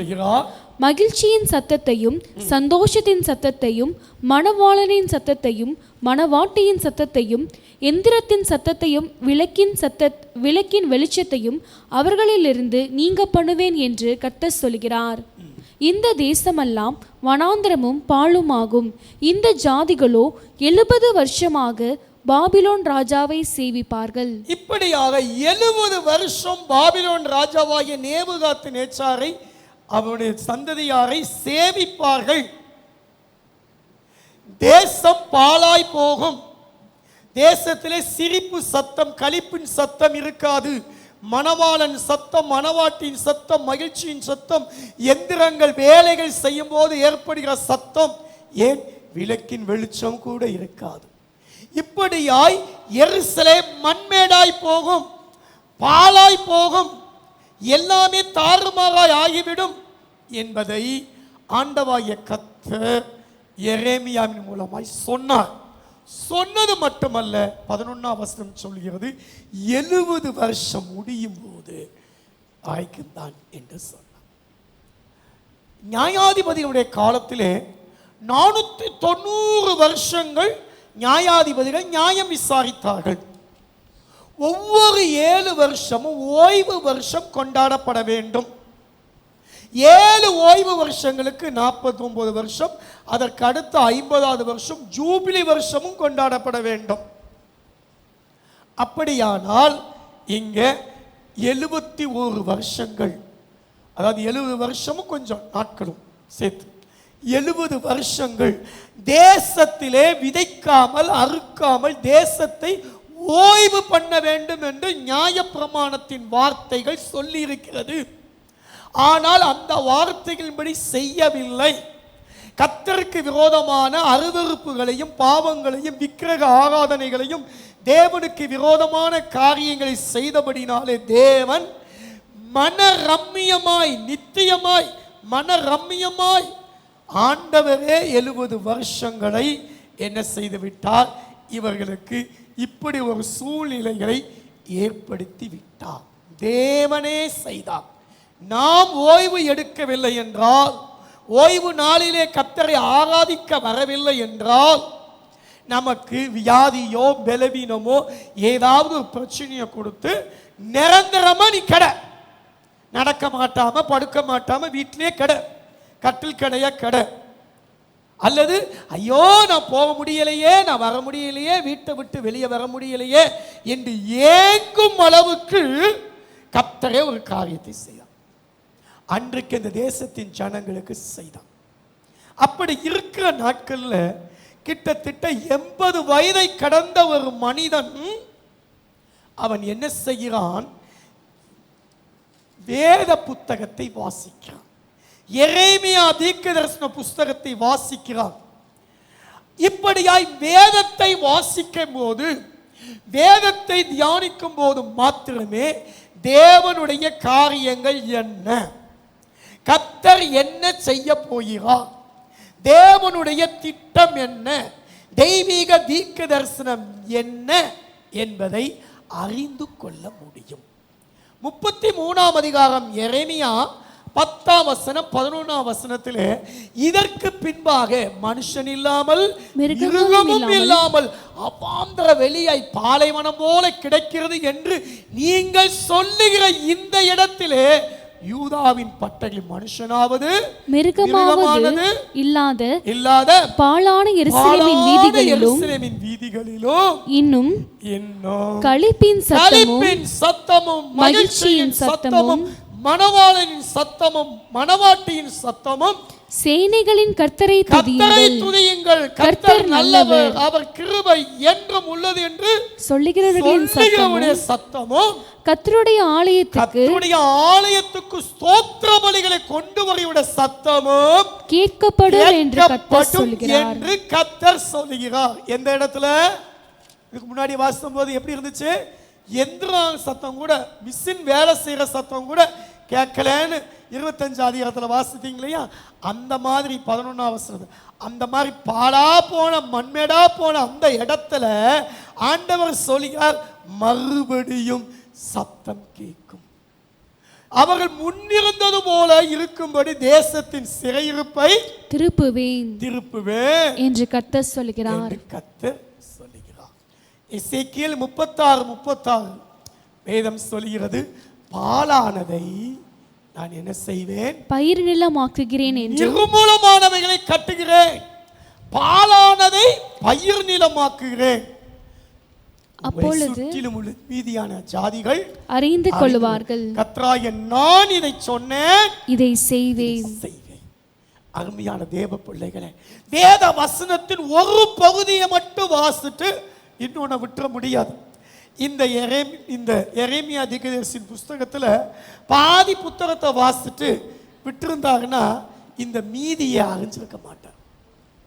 இப்படி ஆகும்னு சொன்ன அதே தேவன் மறுபடியும் கட்டுவே, பயிர் நிலமாக்குவே, உங்களை சுற்றி உள்ள ஜாதி எல்லாரும் நீங்கள் தேவனுடையவர்கள் என்று அறிந்து கொள்ளும்படி செய்வேன். நான் சொன்னேன், நான் இதை செய்வேன். ஆகையினால அருமையான தேவ பிள்ளைகளே, இந்த நாளிலே தேவன் உங்களுக்கு சொல்கிற ஒரு காரியம், கர்த்தர் என்னை குறித்து உங்களை குறித்து வைத்திருக்கிற திட்டங்கள், தீர்மானங்கள், எதிர்காலத்தின் நோக்கங்கள், இதையெல்லாம் அறிந்து கொள்ள வேண்டும் என்றால் தயவு செய்து ஏதோ கதை புத்தகத்தை படிக்கிற மாதிரியா இப்படி திறந்து ஏதாவது ஒரு அதிகாரத்தில் ஏதோ ஒன்று அப்படி படிக்கிற மாதிரி படிச்சிடக்கூடாது. ஒரு ரெகுலரான வேத வாசிப்பு இருக்க வேண்டும். காலை ஜெபத்தில் 5:30 மணி ஜெபத்தில் அதில் தான் சகோதரர் மணிசுரேஷ் அண்ணன் அவர்களுக்கு ஆண்டவர் அந்த வார்த்தைகளை கொடுத்து ஜெபம் பண்ணி அனுப்பினாங்கன்னு என்ன சொன்னார்? சாட்சி சொன்னார். காலையில் என்னத்தை ஒரு 5 பேர் 10 பேர் கூடி ஜெபிக்கிறது என்ன, 2 பேரோ 3 பேரோ நாம் ஜெபிக்கும் போது கர்த்தர் கிரியை செய்கிறார். தேவ பிள்ளைகளே, ஆண்டவருடைய வார்த்தையை வரிசையா படிச்சோம். படிக்கும் போது யோசுவா 17ஆம் அதிகாரம் கால தியானத்தில் அந்த அதிகாரம் வந்துருச்சு. அதுல போனா கடைசி வார்த்தை சொல்லுது, போய் உங்களுக்கு இடம் உண்டாக்கி கொள்ளுங்கள். அன்னைக்கு ரெகுலர் வசனத்துல வந்துச்சுங்க. நாங்க எதுவும் இதுக்காகலாம் படிக்கல, காலையில படிச்சோம். மதியத்துக்கிட்டக்க ஆண்டவரே இடம் உண்டாக்கி கொள்ளுங்கன்னு சொல்லுறீங்களே, நான் எங்க போய் இடம் உண்டாக்க? திருப்பாலையில் ஒரு இடம் இருக்குது, அப்படியே கிடக்கு. இங்கே என்ன ஏது, இது எதுக்கு ஒன்றுமே தெரியல. ஜோ மட்டும் பட்டு சாயங்காலம் வெளியே கிளம்பும் போது இந்த ஏரியாவில் குடியிருப்பு சங்க தலைவர், செயலாளர், அதில் உள்ள நிர்வாகிகள் என்னை நோக்கி வந்தாங்க.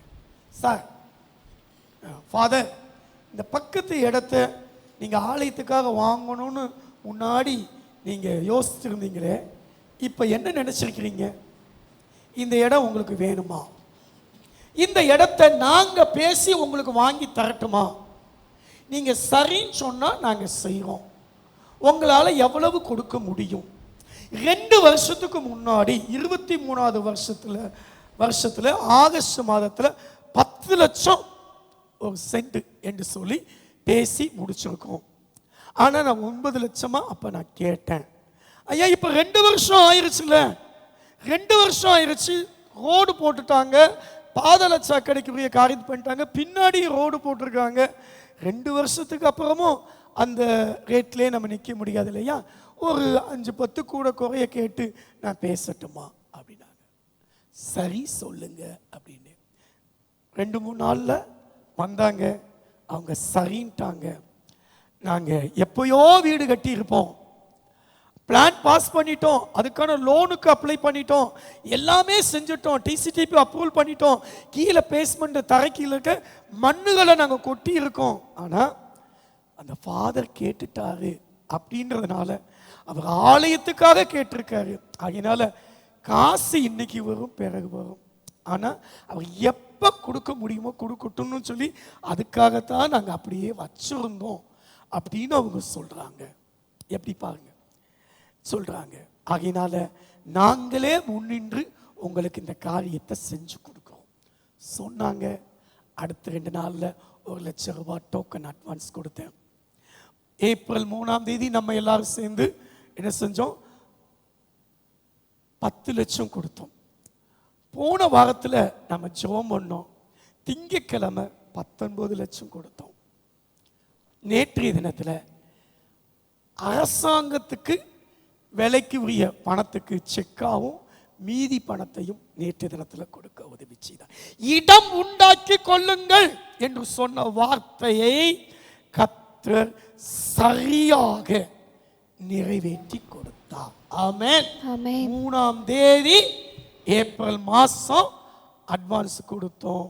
அதே மாதிரி ஜூன் மாதம் 2ஆம் தேதியே அவங்களுக்கு அரசாங்கத்தில் செக்கு மூலமாக கொடுக்குற பணத்தை மிச்சத்தெல்லாம் கொடுக்க கர்த்தர் உதவி செய்தார். ஆமென். தேவனுடைய திட்டம் என்ன, தேவனுடைய வெளிப்பாடு என்ன, தேவனுடைய வார்த்தை என்ன என்பதை எதன் மூலமாய் அறிந்து கொண்டோம்?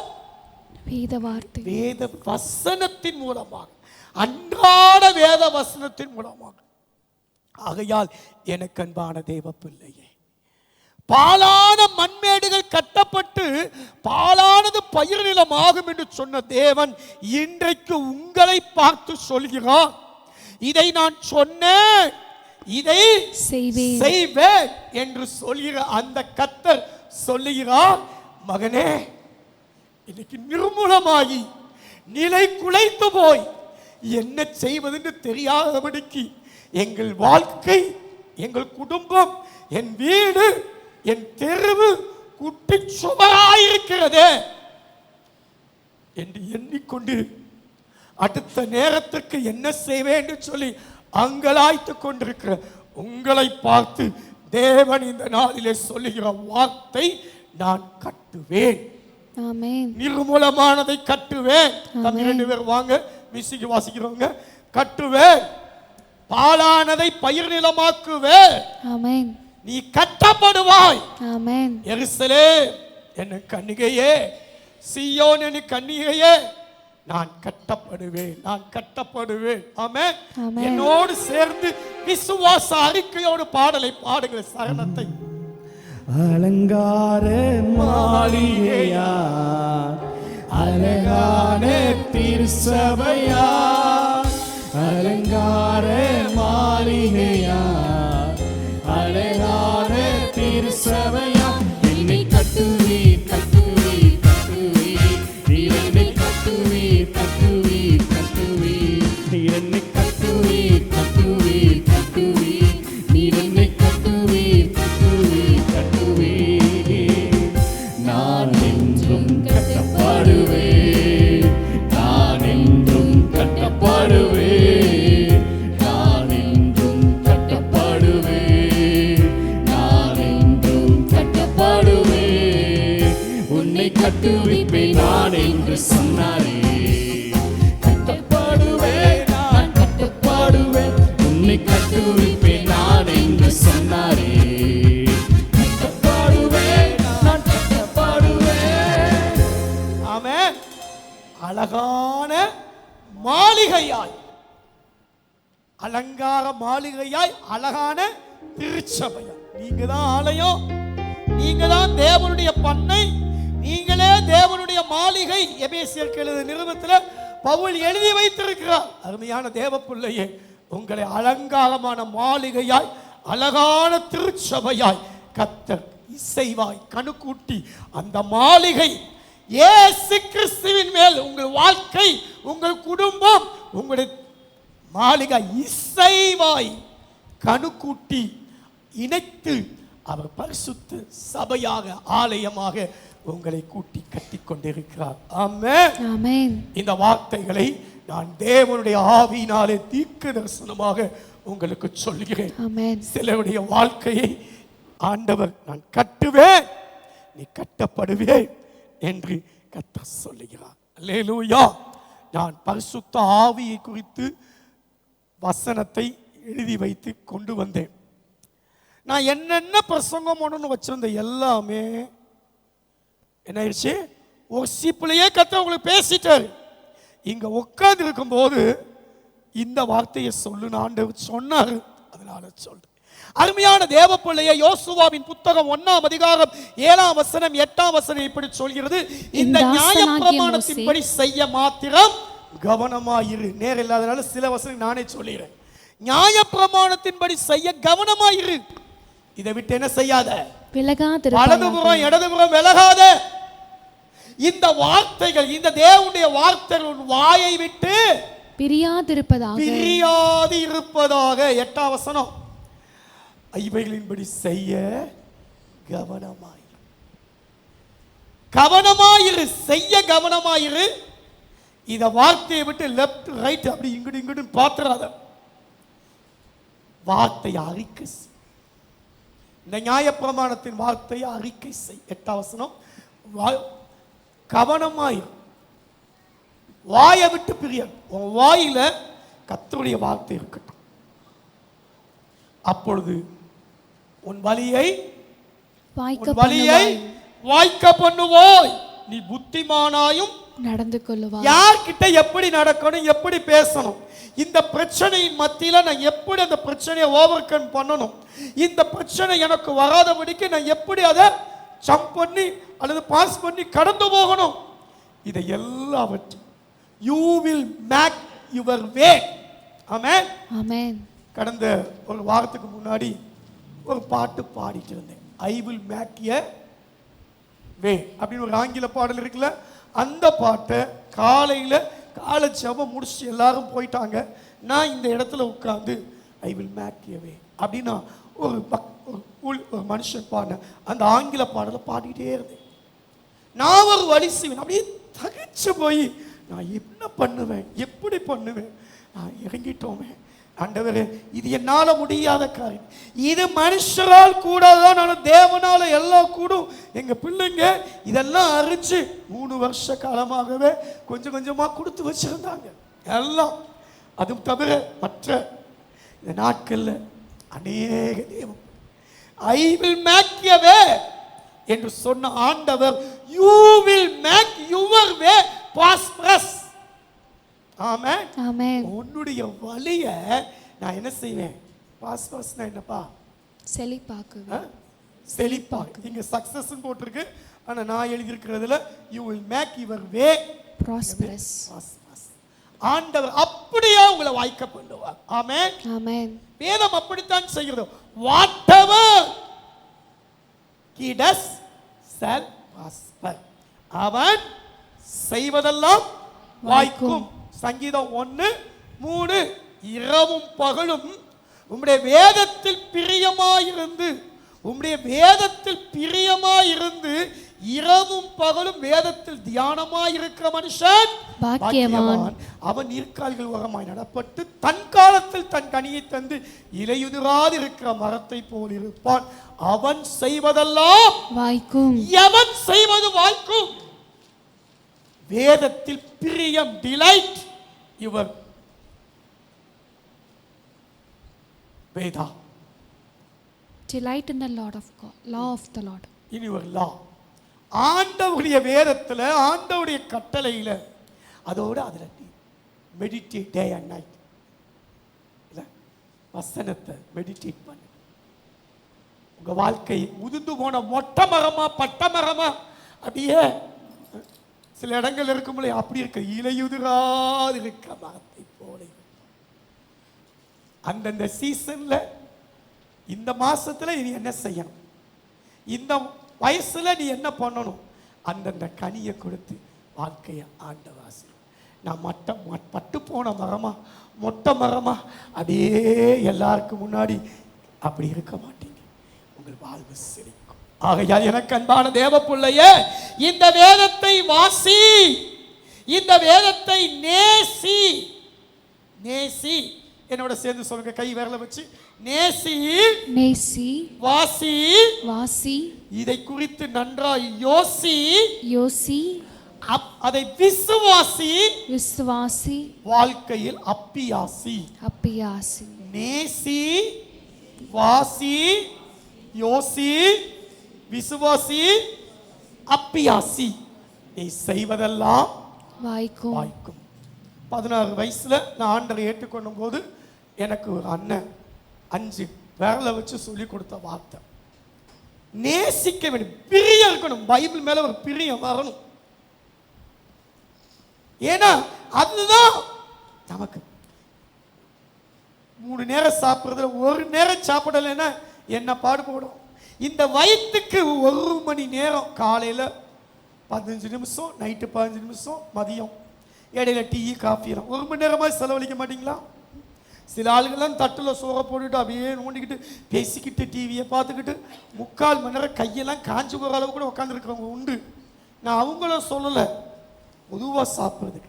இந்த உடலை வளர்க்க 1 மணி நேரத்தை செலவழிக்கிற தேவ பிள்ளையே, உன் உள்ளான மனுஷனை வளர்த்து ஆண்டவருக்குள் உன் காரியத்தை வாய்க்க. என்னை குறித்து தேவன் என்ன சொல்கிறார், தேவனுடைய திட்டம் என்ன, தேவனுடைய செயல்பாடு என்ன, ஆண்டவரை இன்றைக்கு நான் எதை செய்ய வேண்டும், இன்றைக்கு இந்த மனிதன் வந்தால் அவரிடத்தில் என்ன பேச வேண்டும், கற்றுத்தாரும் ஆண்டவரே, உம்முடைய வேதத்தை கை கொள்வேன் ஆண்டவரே என்று சொன்னீர்கள் என்றால், அருமையான தேவ பிள்ளையே, கர்த்தர் காரியங்களை வாய்க்க பண்ணுவார். ஆமென், ஆமென். உன் காரியம் வாய்க்க வேண்டும் என்றால் நீங்கள் செய்ய வேண்டியது தேவனுடைய வார்த்தையை தியானித்து கை கொள்ளுங்கள். முதல் பாயிண்ட். ஆமென், ஆமென். இப்ப பைபிளை வாசித்தாச்சு, வாசித்த உடனே இவனுக்கு தெரிஞ்சு போச்சு. யாருக்கு தெரிஞ்சு போச்சு? தானியேலுக்கு. என்ன தெரிஞ்சிருச்சு தானியேலுக்கு?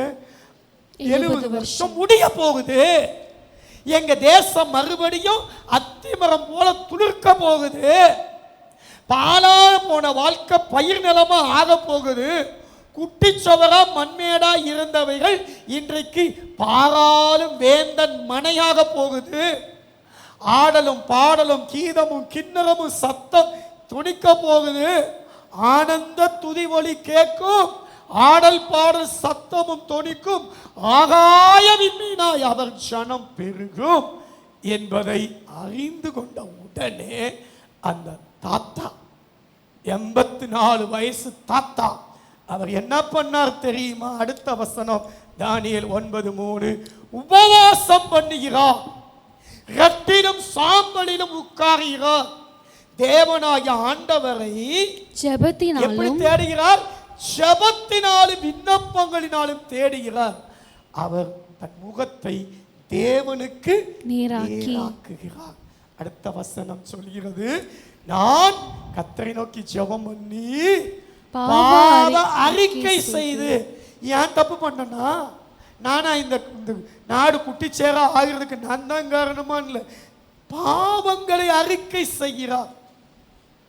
9:20 தன்னுடைய பாவத்தை, தன் ஜனத்தின் பாவத்தை, ஆமென், ஆமென், ஜெபம் பண்ணி என் பாவத்தை, என் ஜனமாகிய இஸ்ரவேலின் பாவத்தை அறிக்கையிட்டு தேவனுடைய பரிசுத்த பர்வதத்துக்கு நேராக என் விண்ணப்பத்தை என் தேவனாகிய கர்த்தருக்கு செலுத்திக் கொண்டேன். Confessing my sin and sin of my. எப்படி ஜெபம் பண்ணாரு? உபவாசம் பண்ணினார், ஜெபத்தினாலும் விண்ணப்பத்தினாலும் ஆண்டவரை தேடினார். To make request by prayer and supplication with fasting. Amen, amen, amen. ஆண்டவருடைய சமூகத்தில் அவர் என்ன பண்ணினார்? What happened?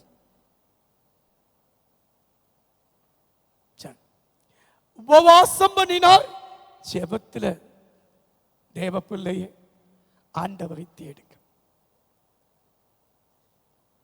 ஒரு நேரம் சாப்பிடலன்னா செத்து போயிட மாட்டேன், உடனே என்னை கொண்டு போய் இது சகோதரிகள் அவ்வளவு சுகர், 450 80 வச்சிருக்காங்க. அவங்க கூட இப்போ நடந்த பாசிங் முறையில் ஜெபம் பண்ணிட்டு முடிக்கும் போது அப்படி தள்ளாடி தடுமாறி நடந்து போகிறத நான் பார்த்தேன். இவ்வளோ உடம்பை வச்சுக்கிட்டு இவங்கெல்லாம் எதுக்கு பாசிங் இருக்கணும்? ஆனால் நம்மளால் முடியுமில்ல. சிலர் என்னன்னா அப்படியே கண்டது கடித பேசிக்கிட்டு அந்த வேலை செஞ்சுட்டு இந்த வேலை செஞ்சுட்டு காலை சாப்பாடே 12 மணிக்கு 11:30 மணிக்கு சாப்பிட்றவங்க உண்டு. பட்டினி கிடக்க முடியும், ஆனால் ஆண்டவருடைய சமூகத்தில் பாசிங் இருக்க முடியும். அல்லது பாசிங்னு சொல்லிட்டு அங்கே போக இங்கே போக அவங்க வீட்டுக்கு போக இவங்க வீட்டுக்கு போக அந்த வேலையை செய்ய இந்த வேலையை செய்ய பிரதர் டீ ஸ்நாக்ஸை கொடுத்தா இல்லை இன்னைக்கு நான் பாஸ்டிங்கு சாப்பிட மாட்டேன். பாஸ்டிங்னா என்ன செய்யணும்? ஒரு இடத்துல உட்காந்து குறைஞ்சது 3 மணிலேருந்து 4 மணி நேரம் என்ன செய்யணும்? ஜெபம் பண்ணணும். அப்படி ஜெபம் பண்ணாம அங்க போறேன் இங்க போறேன் அவங்கள பார்க்க போறேன் இவங்கள பார்க்க போறேன் அந்த வேலையை செய்ய போறீங்கன்னா இப்படி ஊர் சுத்துறதுக்கும் மற்ற காரியங்களை பார்க்கறதுக்கும் பேரு பாஸ்டிங் அல்ல. அதுக்கு பேர் என்ன? பட்டினி. பட்டினி. பட்டினிக்கு என்னப்பா? உபவாசம்னு பார்க்க, அதுவும் இங்கிலீஷ்ல அதையும் பாஸ்ட்னு சொல்றாங்க, பட்டினியையும். சரி, எப்படியோ ஆகையினால இரண்டாவதாக ஆண்டவரை தேடு. உங்கள் காரிய கை கூட கர்த்தரை தேடு. பாவத்தை அறிந்து தேவனுடைய சித்தத்தை அறிந்து கொள்ள வேத தியானம், உபவாச ஜெபம், பாவ அறிக்கை. ஆமென். தேவ சித்தம் என்ன என்பதை அறிந்து கொள்ள 3 காரியங்கள். 1 வேத தியானம், 2வது உபவாச ஜெபம், 3வது பாவ அறிக்கை.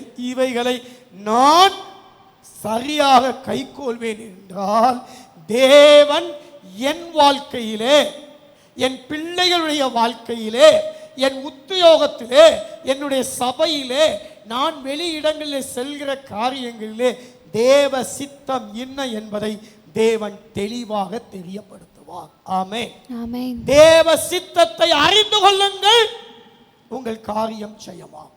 அறிந்து கொள்ள வேத தியானம், உபவாச ஜெபம், பாவ அறிக்கை. இப்போ தேவனுடைய சித்தம் என்னவோ அதுதான் மகனே ஒரு நல்ல ஒரு தேவ பிள்ளையினுடைய விருப்பம் சித்தம். பிலிப்பியர் எழுதின நிருபத்திலே இப்படியாய் வாசிக்கிறோம். தேவனே தம்முடைய தயவுள்ள சித்தத்தின்படி விருப்பத்தையும் செய்கையும் உங்களில் உண்டாக்குகிறார். தேவனுடைய சித்தம் என்னவோ அதுதான் என் சித்தம். தேவன் என்ன விரும்புகிறாரோ அதுதான் நான் விரும்புகிறேன். நீங்க நல்லா ஜெபம் பண்ணி உபவாசம் பண்ணி பைபிள் படிச்சு கர்த்தருக்குள்ள இருந்தீங்கன்னா நீங்க என்னவெல்லாம் விரும்புறீங்களோ உங்க விருப்பமே தேவனுடைய விருப்பமாக தேவனுடைய சித்தமாக இருக்கும். ஆமென். ஆமென். நான் என்ன விரும்புறேனோ அது தேவன் விரும்புறதா நான் விரும்புறது. தேவனுடைய தயவுள்ள சித்தத்தை எனக்குள்ளேயே அவர் உண்டாக்குகிறார். ஆமென். ஆமென். தேவ மனிதனின் சித்தமும் அதுவா இருக்கிறது, தேவ மனிதனின் ஜெபமும் அதுவா இருக்கிறது. நெகேமியாவின் புத்தகம் 1ஆம் அதிகாரம் 11ஆம் வசனம். ஆண்டவரே, ஆண்டவரே, உமது அடியானின் ஜெபத்தையும் உமது நாமத்துக்கு பயப்பட வேண்டும் என்று விரும்புகிற உமது அடியாரின் ஜெபத்தையும் இந்த மக்கள் எல்லாருடைய ஜெபத்தையும் உமது செவிகள் கவனித்திருப்பதாக இன்றைக்கு உமது அடியானுக்கு காரியத்தை கைகூடி வரப்பண்ணி இந்த மனுஷனுக்கு முன்பாக எனக்கு இரக்கம் கிடைக்க பண்ணியருளும் என்று பிரார்த்தித்தான். நான் ராஜாவுக்கு பானபாத்திரக்காரனாய் இருந்தேன். உம்முடைய அடியானுக்கு காரியத்தை கைகூடி வர பண்ணும். Let your servant prosper this day. Prosper this day. இந்த நாளில் உம்முடைய அடியானுக்கு காரியத்தை வை. ஆண்டவரே, நான் ஒரு ராஜாவுக்கு எடுபடி வேலை செய்கிறவனா ராஜா பக்கத்தில் இருந்து அவருக்கு வேண்டிய கூல்ட்ரிங்க்ஸோ மதுபானங்களோ அவர் விரும்புகிற என்ன சாப்பாடோ அதெல்லாம் கொடுக்கிறதுக்கு பானபாத்திரக்காரனா ராஜா பக்கத்தில் இருக்க. இந்த மனுஷன் இந்த ராஜாவுக்கு முன்பாக எனக்கு I pray and grant mercy in the sight of this man. இவனுடைய கண்கள்ல எனக்கு கருணை கிடைச்சு. ஆமென். ஆமென். அப்படின்னு அவன் ஜெபம் பண்றான். 1:11. தேவ பிள்ளையே, 1ஆம் அதிகாரம் 4ஆம் வசனத்தில் ஒரு செய்தி வருது. அவனுடைய சொந்தக்காரன் ஆனானி அத்த மகன் வர்றான். அந்த ஊர்ல இருந்து வர்றான். இப்போ உங்க ஊர்ல நீங்க வெளியூர்ல தங்கியிருக்கிறீங்க, வெளிநாட்டில் தங்கியிருக்கிறீங்க. உங்க ஊர்ல இருந்து உங்க தெருவில் பக்கத்து வீட்டுக்காரனோ உங்க சொந்தக்காரனோ உங்க வீட்டுக்கு வந்தா என்ன செய்வீங்க? எல்லாரும் நல்லா இருக்காங்களாப்பா, நம்ம தெரு எப்படி இருக்கு, ஊர் எப்படி இருக்கு, மக்கள் நல்லா இருக்காங்களா, நம்ம சொந்த பந்தங்கள் எப்படி இருக்கிறாங்க விசாரிப்பீங்களா? அதே மாதிரி வந்தவன் சொல்றான், அலங்கமெல்லாம் இடிபட்டு கிடக்கு, இதெல்லாம் செருவெல்லாம் வீதியெல்லாம் போச்சு, கல்லறைய கூட விட்டு விடக்கீங்க, கல்லறைய கூட சிதைச்சு போட்டாங்க, இப்படி கிடக்கு அப்படி கிடக்குன்னு அந்த 2ஆம் வசனத்திலையும் 3ஆம் வசனத்திலையும் அவங்க சொல்றாங்க. சிறையிருப்பிலிருந்து மீண்டது ஜனங்க அப்படியே அந்த செய்தியை விசாரிக்கும் போது அவங்க சொல்றாங்க, அவங்க மகா தீங்கையின் நிந்தையை அனுபவிக்கிறாங்க. இடிவிட்டு கிடக்கு, அக்கினியில சுட்டரிக்கப்பட்டு கிடக்கு, நம்முடைய பிதா கூட கல்லறை கூட அது கூட இப்படி என்ன இருக்கு, இப்படி கிடக்குது இப்படின்னு சொன்ன உடனே, இந்த வார்த்தையை கேட்ட உடனேயே அப்படியே உட்காந்துட்டான். சிலர் யார் துக்கமான செய்தி வேதனை செய்யலாம் அப்படி நெஞ்ச பிடிச்சிட்டு அப்படி உட்காந்துருவாங்க. அது மாதிரி உட்காந்துட்டான். உட்கார்ந்தான். உட்கார்ந்து அழுது துக்கித்து உபவாசித்து தேவனை நோக்கி மன்றாடி. ஆமென். உட்கார்ந்தான், அழுதான், துக்கித்தான், உபவாசித்தான், மன்றாடினான், ஜெபம் பண்ணினான். யாரு? நெகேமியா. இப்ப ராஜா கேட்கிறாரு, what you want, what you request, நீ கேட்கிற காரியம் என்னப்பா? ஏப்பா ரொம்ப ஷேடா இருக்க, நீ துக்கமா இருக்கிறது, இதுக்கு முன்னாடி நீ இப்படி இருந்ததே இல்லையே, உனக்கு என்ன வேணும், உனக்கு என்ன நான் செய்யணும், நான் உனக்கு என்ன செய்யணும் கேட்கிற. 4ஆம் வசனம், நீ கேட்கிற காரியம் நீ கேட்கிற காரியம் என்ன? What you want, what you request, I pray to the heart of heaven. அப்ப உடனே முழங்கல் போட்டு அவன் ராஜா மணி ஜெபம் பண்ண முடியுமா? மனசுக்குள்ளேயே அப்பொழுது பரலோகத்தின் தேவனை நோக்கி அவன் ஜெபம் பண்ணி, ஐயா பட்டணத்தை கட்டணுங்க ஐயா, என் சொந்த ஊரை கட்டணும் ஐயா, இடிஞ்சு போன அலங்கங்களை கட்டணுங்க ஐயா, நகரங்களை கட்டணுங்க ஐயா, ஐயா நீர் என்னை பட்டணத்தை கட்டும்படி நீர் என்னை யூதா தேசத்துக்கு நீர் என்னை அனுப்பும்படி வேண்டிக் கொள்கிறேன். யூ சென்ட் மீ டு ஜுடேயா, நீர் என்னை அனுப்பும். நான் சொன்ன இந்த வார்த்தை ராஜாவுக்கு எப்படி இருந்துச்சு? அவருக்கு சித்தமாய், அவருக்கு சித்தமாய். தேவனுடைய சித்தம் இப்பொழுது யாருடைய சித்தமாகிவிட்டது? ஆண்டவனின் சித்தம், அரசனின் சித்தமாகிவிட்டது. ஆண்டவனுடைய கரத்தில் ஜெபித்த ஜெபம் இந்த நாட்டை ஆளுகை செய்கிறவரை, உங்கள் வீட்டை ஆளுகை செய்கிற தகப்பன் தாயை, இன்னுமாய் நீ இருக்கக்கூடிய இடத்துல இருக்கக்கூடிய மேனேஜரை, உங்களுடைய முதல்வரை அல்லது எந்த ஒரு மனிதனையும் அவனுடைய இருதயத்தை அசைத்து நீ என்ன விரும்புகிறாயோ, எதை செய்ய நினைக்கிறாயோ, எதை வாய்க்க பண்ண வேண்டும் நினைக்கிறாயோ அந்த காரியத்தை செய்ய அந்த மனிதனுடைய இருதயத்தையும் கர்த்தர் திருப்புகிறார். எப்பொழுது? நான் உட்கார்ந்து உபவாசித்து செபிக்கும் போது தேவனுடைய சித்தம், தேவ மனிதனுடைய சித்தம் தேசத்தை ஆளுகிற அரசனுடைய சித்தமாய் மாறினது. அரசனுடைய அனுமதி அழகாய் கிடைத்தது. ஆமென், ஆமென், அல்லேலூயா, அல்லேலூயா, ஆமென். வேதம் சொல்லுகிறது, ஏசாயா 58:10, 53:10, கர்த்தருக்கு சித்தமானது அவர் கையினால் வாய்க்கும். ஆமென். அன்றைக்கு அந்த தேவ மனிதன் நெகேமியாவுக்கு அரசனுடைய கண்களிலேயே இப்படி செய்ய முடியும் என்றால், இன்றைக்கும் அண்ட சராசரங்களை ஆளுகை செய்கிற ராஜாவை நோக்கி முழங்கால் படியிட்டு அந்த வேதத்தை படித்து உபவாசத்தோடு அவரை நோக்கி பார்க்கிற உங்களுக்காக அவர் செய்யாமல் இருப்பாரா? செய்வா? செய்வார், எல்லாம் செய்வார், எல்லாம் செய்வார், எனக்காய் செய்வார், செய்யாமல் இருக்க மாட்டார். ஆமென். கர்த்தர் எனக்காக யாவையும் செய்து முடிப்பார். கர்த்தர் தம்முடைய கரத்தின் கிரியைகளை நெகிழ விடாது. நம்ம இதை மட்டும்தான் படிப்போம், எனக்காக யாவையும் செய்வார், அவ்வளவுதான். ஆனா கிருபை உள்ளது, கிருபை இருக்குது, கிரியை இருக்குது. அந்த கிரியை அப்படியே போன்னு விட்டுற மாட்டார், நெகிழ அப்படியே லூஸ்ல விட்டுற மாட்டார். ஆமென். அவர் செய்வார். அல்லேலூயா. அரசனின் நெகேமியாவின் ஜெபம் அரசனின் இருதயத்தை அசைத்தது. அவனை ஆளுகை செய்ய ஒரு திருஷதாவாக, ஒரு கவர்னராக தேசத்தை ஆளுகை செய்ய வைத்தது. அரசனையே போப்பான்னு அனுப்பி வைக்க செய்தது. ஆமென். ஆமென். அடியாரின் ஜெபம், ஆண்டவருடைய நாமத்துக்கு பயப்படுகிற உம்முடைய அடியாரின் ஜெபம் காரியம் கைகூட வழியை திறந்தது, வாசலை திறந்தது. சூசான் அரண்மனையில் இருந்து சுடுகாடாய் கிடக்கக்கூடிய இடத்தை நோக்கி ஒரு மனிதன் தெருக்களை, சுட்டரிக்கப்பட்ட தெருக்களை, குட்டிச்சவராய் கிடக்கக்கூடியவைகளை கட்டும்படிக்கு சூசான் அரண்மனையில் சொகுசாய் வாழுவதை விட்டு என் ஜனங்கள் மாண்டு மடிகிறார்களே, என் மக்கள் இப்படி கிடைக்கிறார்களே, ஐயோ எனக்கு அருமையான குடும்பங்கள் இப்படி கிடைக்கிறதே, இவருடைய வாழ்க்கையை கட்ட வேண்டுமே, இந்த குடும்பங்களை கட்ட வேண்டுமே, இவருக்கு ஒரு நல்ல காரியத்தை செய்ய வேண்டுமே என்பதற்காக தன்னையே அர்ப்பணித்தான் அந்த நெகேமியா. ஆமென். ஆமென். அந்த தன்னையே அர்ப்பணித்தான் தெருக்களை நோக்கி.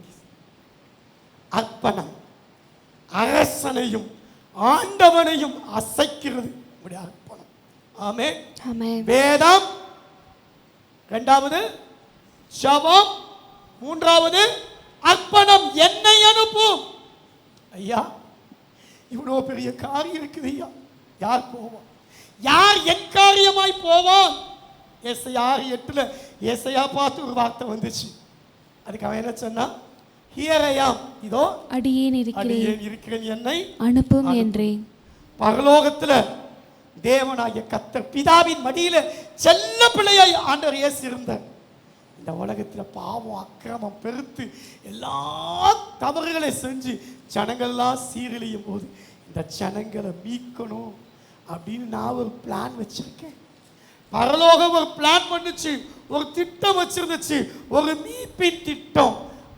யாரோ ஒருவர் போய் தன் ஜீவனை பலியாய் கொடுத்து இந்த ஜனங்களை மீட்கிறதுக்கு யார்பா போவா அப்படின்னு சொன்ன உடனே எபிரேயர் நிருபம் 10ஆம் அதிகாரம் 7ஆம் வசனம் 8ஆம் வசனம் 9ஆம் வசனத்தில் இதோ பிதாவே புத்தக சுருளில் என்னை குறித்து எழுதி இருக்கிறது, உம்முடைய சித்தத்தின்படி செய்ய இதோ வருகிறேன். என் ஆண்டவர் இயேசு பரலோக சிம்மாசனத்திலிருந்து பரமன் இயேசு தன்னைத்தானே வெறுத்து அடிமையின் உருவம் எடுத்து மனுஷ சாயலாகி மனு குலத்தை மீட்டெடுக்க இழந்து போனதை ரட்சிக்கவும் தேடவும் ரட்சிக்கவுமே லூக்கா 19 மனுஷகுமாரன் வந்தார்.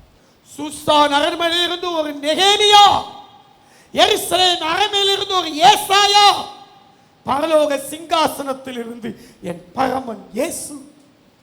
ஆமென். ஆமென். ஜெபமும் அர்ப்பணமும் இருந்தா உங்களை கொண்டே நீங்க உண்மையா ஜெபம் பண்றீங்கன்னு வச்சுக்கோங்களேன், உங்களை அர்ப்பணிச்சு ஜெபம் பண்றேன்னு வச்சுங்களேன், அந்த வேலையை உங்க கையாலேயே கர்த்தர் செஞ்சு முடிப்பார். ஆமென். ஆமென். ஜெயம் உனக்குத்தான் மகளே, ஆமென், உனக்குத்தான் மகளே. ஆமென். அற்ப பணத்துக்காக உன் அர்ப்பணத்தை விட்டக்கூடாது. புரியுதா?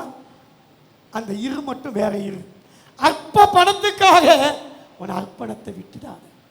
கர்த்தருக்கு பிரியமானவன் அவருக்கு சித்தமானதை பாபிலோனில் செய்வான். அந்த பாபிலோன்ல இருந்து வந்த கர்த்தருடைய சித்தத்தை ஒரு மனுஷனால செய்ய முடியும் என்றால், ஆண்டவர் அந்த இருதயத்தை ராஜாவின் போஜனத்தில் தீட்டுப்படாதபடிக்கு தன் சரீரத்தை காக்க முடியும் என்றால், மகனே இந்த மண்ணும் உன் காலின் கீழே, இந்த நாட்டின் மன்னவனும் உன் காலின் கீழே, இந்த உலகத்தின் அதிபதி பிசாசு உன் காலடியிலே.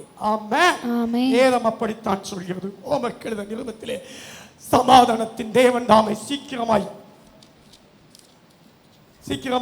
சாத்தானை உங்கள் காலின் கீழே நசுக்கி போடுவார். சாத்தான் இந்த உலகத்தின் அதிபதி உன் காலின் கீழே, இந்த மண்ணும் காலின் கீழே. மன்னவன் இந்த கிடத்தை வைக்கும் போதெல்லாம், காலை மிதிக்கும் போதெல்லாம், அங்கே வைக்கும் போதெல்லாம் ஆண்டவரே காலடி மிதித்த இடத்தை தான் மண்ணும் காலே, மன்னவனும் கால் இந்த உலகத்தின் ஆளுகிறார். அருமையான தேவ பிள்ளையே, காரியம் கர்த்தரால். ஆமென். நெகேமியா 6:16 நான் முடிக்கிறேன். நெகேமியா 6:16 நடந்தது பார்த்தாங்க. ஐயா 52 நாள்ல ஒரு வீடு கட்ட முடியுமா? நடக்க முடியுமா? ஏதாவது செய்ய முடியுமா? ஒரு பெரிய கோட்டை மதில் சுவர் கட்ட முடியுமா? முடியாது. 52 நாள்ல அலங்கமெல்லாம் கட்டி முடிச்சு எல்லாம் செஞ்சு முடிச்சாச்சு. இப்ப 6:16 இந்த பார்த்துட்டாங்க, கேட்டாங்க. சுற்றுப்புறத்தார் கணக்கு அப்படியே முளையற்று போய் அப்படியே என்னடா நம்ம இப்படி இந்த கிரியை எங்கள் தேவனால் கைகூடி வந்தது என்று அறிந்தார்கள். எதிராளிக்கு தெரிய போகுதுங்க, உங்க கூட தேவன் இருக்கிறார். ஆமென். உங்களை கொண்டு தேவன் இதை செய்கிறார். உங்களுடைய காரியம் வாய்க்கும். ஆமென். நீங்கள் செய்கிற காரியங்கள் துலங்கும். காரிய சித்தையோ கர்த்தரால் வரும். ஆமென். ஆமென். ஆமென். எங்கள் பகைஞர் கேட்டபோது, புறஜாதியர் கண்டபோது இந்த கிரியை தேவனால் கைகூடி வந்தது சாத்தானுக்கும் தெரியும். ஆமென். ஆமென். ஊதியத்தை வைத்து அல்ல, உங்க வருமானத்தை வச்சு உங்க வாழ்க்கை கிடையாது. உங்க பதவி உயர்ந்தாதான் எனக்கு இதெல்லாம் செய்ய முடியும், காசு வரும் அல்ல. உன்னத தேவனுக்காக உழைக்கிறதுக்கு உங்களையே நீங்கள் இழக்க முன் வந்தால் உடைந்த மதில்கள் கட்டப்படும், உருவாக்கப்படும், உயிர் பெறும். அலங்கோலமாய் கிடந்தவைகள் அலங்கங்களாய் அழகாய் எழும்பும். ஆண்டவன் உதவியாம். அடியேனே நான் உண்மை என்னை அர்ப்பணிக்கிறேன். கட்டளை பிறக்கும், காரியம் வாய்க்கும், கைகூடி வரும். கர்த்தருக்கு சித்தமானது கரத்தினாலே. ஆமென். உதவிகள் கிடைத்தது, ஒத்தாசைகள் கிடைத்தது, எதிர்ப்பு வந்தது, ஏளனம் வந்தது, எதிர்பார்த்திராத காரியம் நிறைவேறி நடந்தது. ஹல்லேலூயா, ஹல்லேலூயா, ஹல்லேலூயா. வேதத்தை தியானியுங்கள், உபவாசித்து செபியுங்கள், பரிசுத்தமாய் உங்களை தேவ பணிக்காய் அர்ப்பணியுங்கள். ஆமென். ஆமென். இப்போ சமீபத்தில் ஒரு பாட்டில் ஒரு தேவ மனுஷன் இப்படி அலங்கோலமா இருந்த என்ன கர்த்தர் என்ன செஞ்சாரு? அலங்கமா மாத்தினார். கிருபையா தான் போட்டாங்க. எழுந்து நின்று அப்படியே அந்த ஒரு சரணத்தை மட்டும் பாடி ஜெபித்து முடிப்போம். காரியம் கை கூடணும். இப்போ இதை முடிச்ச உடனே உங்களுக்கு என்ன காரியம் நடக்கணும் அப்படியே உங்க மன கண்ணு முன்னாடி வாங்க. நம்ம எல்லாரும் சேர்ந்து இந்த வருஷம் முடியறதுக்குள்ள, இந்த மாசம் முடியறதுக்குள்ள ஆண்டவரே காரியத்தை கர்த்தர் செய்யும்படி. அலங்கோலமாவே நின்று நினைத்தவர் அலங்கமாய் மாறி நின்றேன் கிருபையாலே. அலங்கோலமாவே நின்று நினைத்தவர் அலங்கமாய் மாறி நின்றேன் கிருபையாலே. நான் நிற்பதை விரும்பிடும் நல்ல தகப்பனவரே, நான் விழுந்திடாமல் தாங்கிடும் அஸ்திபாரம் அவரே. நான் நிற்பதை விரும்பிடும் நல்ல தகப்பனவரே, நான் விழுந்திடாமல் தாங்கிடும் அஸ்திபாரம் அவரே.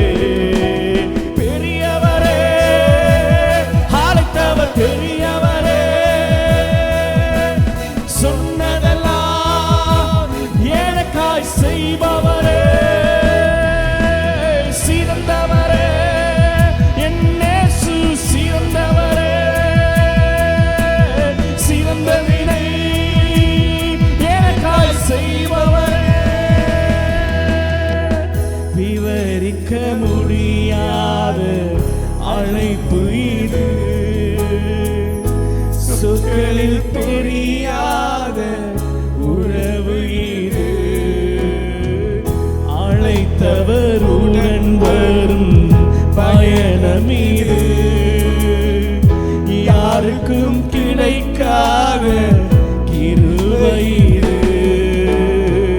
விவரிக்க முடியாத அழைப்பு இது,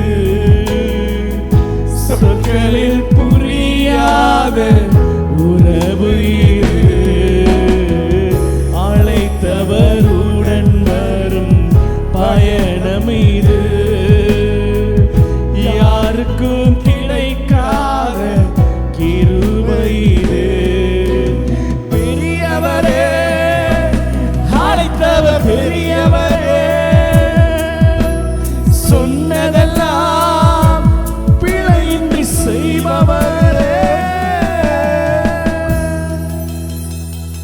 அவர் பெரியவர், அவர் உங்களுக்காய் செய்வார்.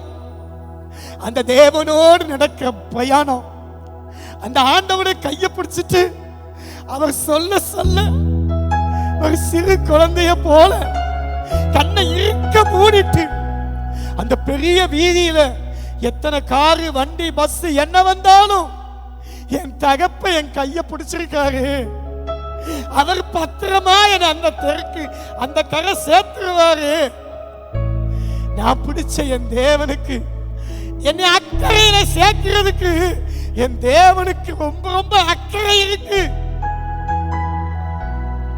சூழ்நிலையை பார்க்க மாட்டேன், பிரச்சனைய பார்க்க மாட்டேன், பணத்தை பார்க்க மாட்டேன், என் பதவியை பார்க்க மாட்டேன், எதிர்த்து நிக்கிறவங்களை ஏளனம் பேசுறி பார்க்க மாட்டேன்.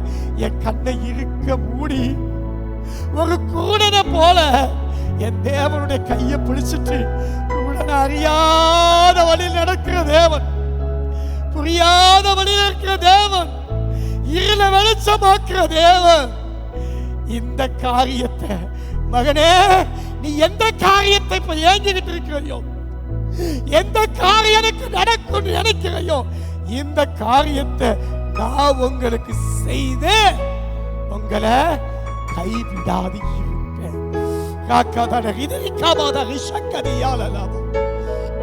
ஆண்டவரே, என் பிள்ளையை எதிர்பார்த்திருக்கிறார், கர்த்தர் செய்யுங்க. இவர்கள் எதிர்பார்த்திராத விதங்கள்ல செய்யுங்க. காரியங்களை கைகூடி வரப்படும். உன் வழியை கர்த்தருக்கு ஒப்புவித்து அவர் மேல் நம்பிக்கையா இரு, அவரே காரியத்தை வாய்க்க பண்ணும். உன் வழி வாய்க்கும், காரிய சித்தி கர்த்தரால் வரும். ஜெபிக்கிற பிள்ளைகளுக்கு, வேதத்தை ஒழுங்குகிறவுமாய் தியானிக்கிற பிள்ளைகளுக்கு, தேவனுக்காக தன்னையே அர்ப்பணிக்கிற பிள்ளைகளுக்கு கர்த்தர் செய்வேன்னு சொன்னங்களே, செய்யுங்க ஆண்டவரே. இவர்கள் இப்பொழுது வீடுகளுக்கு செல்லும் போதே, இவர்கள் தங்கள் வீடுகளுக்கு செல்லும் போதே, நீ போகலாம், உன் குமாரன் பிழைத்திருக்கிறான்னு சொல்லி போகும்போதே ஒரு அற்புத செய்தி எதிர்கொண்டு கேட்டது போல உடைய பிள்ளைகளுக்கு செய்யுங்க. ஊழியக்காரனாக நான் பாரத்தோடு கண்ணீரோடு கரங்களை பிடிச்சு கதறாண்டவரே, இந்த காரியங்களை வாய்க்க பண்ணுங்க, இவருடைய காரியங்களை கைகூட பண்ணுங்க. இவருடைய எதிரிகள் வந்து இது தேவனாலதான் முடிஞ்சிச்சு, இவங்க கூட தேவனுக்கு சொல்லும்படிக்கு செய்யுங்க. அப்படி நிராசை செய்ய போவதற்காக நன்றி நன்றி நன்றி. தேவைகளை சந்தித்து குறைவுகளை நிறைவாக்கி இல்லாதவர்கள் இருக்கிறவர்களை போல அழைத்து எல்லாவற்றையும் எல்லாவற்றாலும் நிரப்பி அனுப்புங்க. இயேசு கிறிஸ்துவின் நாமத்தில் பிதாவே, ஆமென். என் ஆத்துமாவே கர்த்தரை ஸ்தோத்திரம், என் முழு உலகமேட பிரசன்னத்தை ஸ்தோத்திரம். என் ஆத்துமாவே கர்த்தரை ஸ்தோத்திரம், அவர் செய்த சகல உபகாரங்களை மறவாதே. ஆமென்.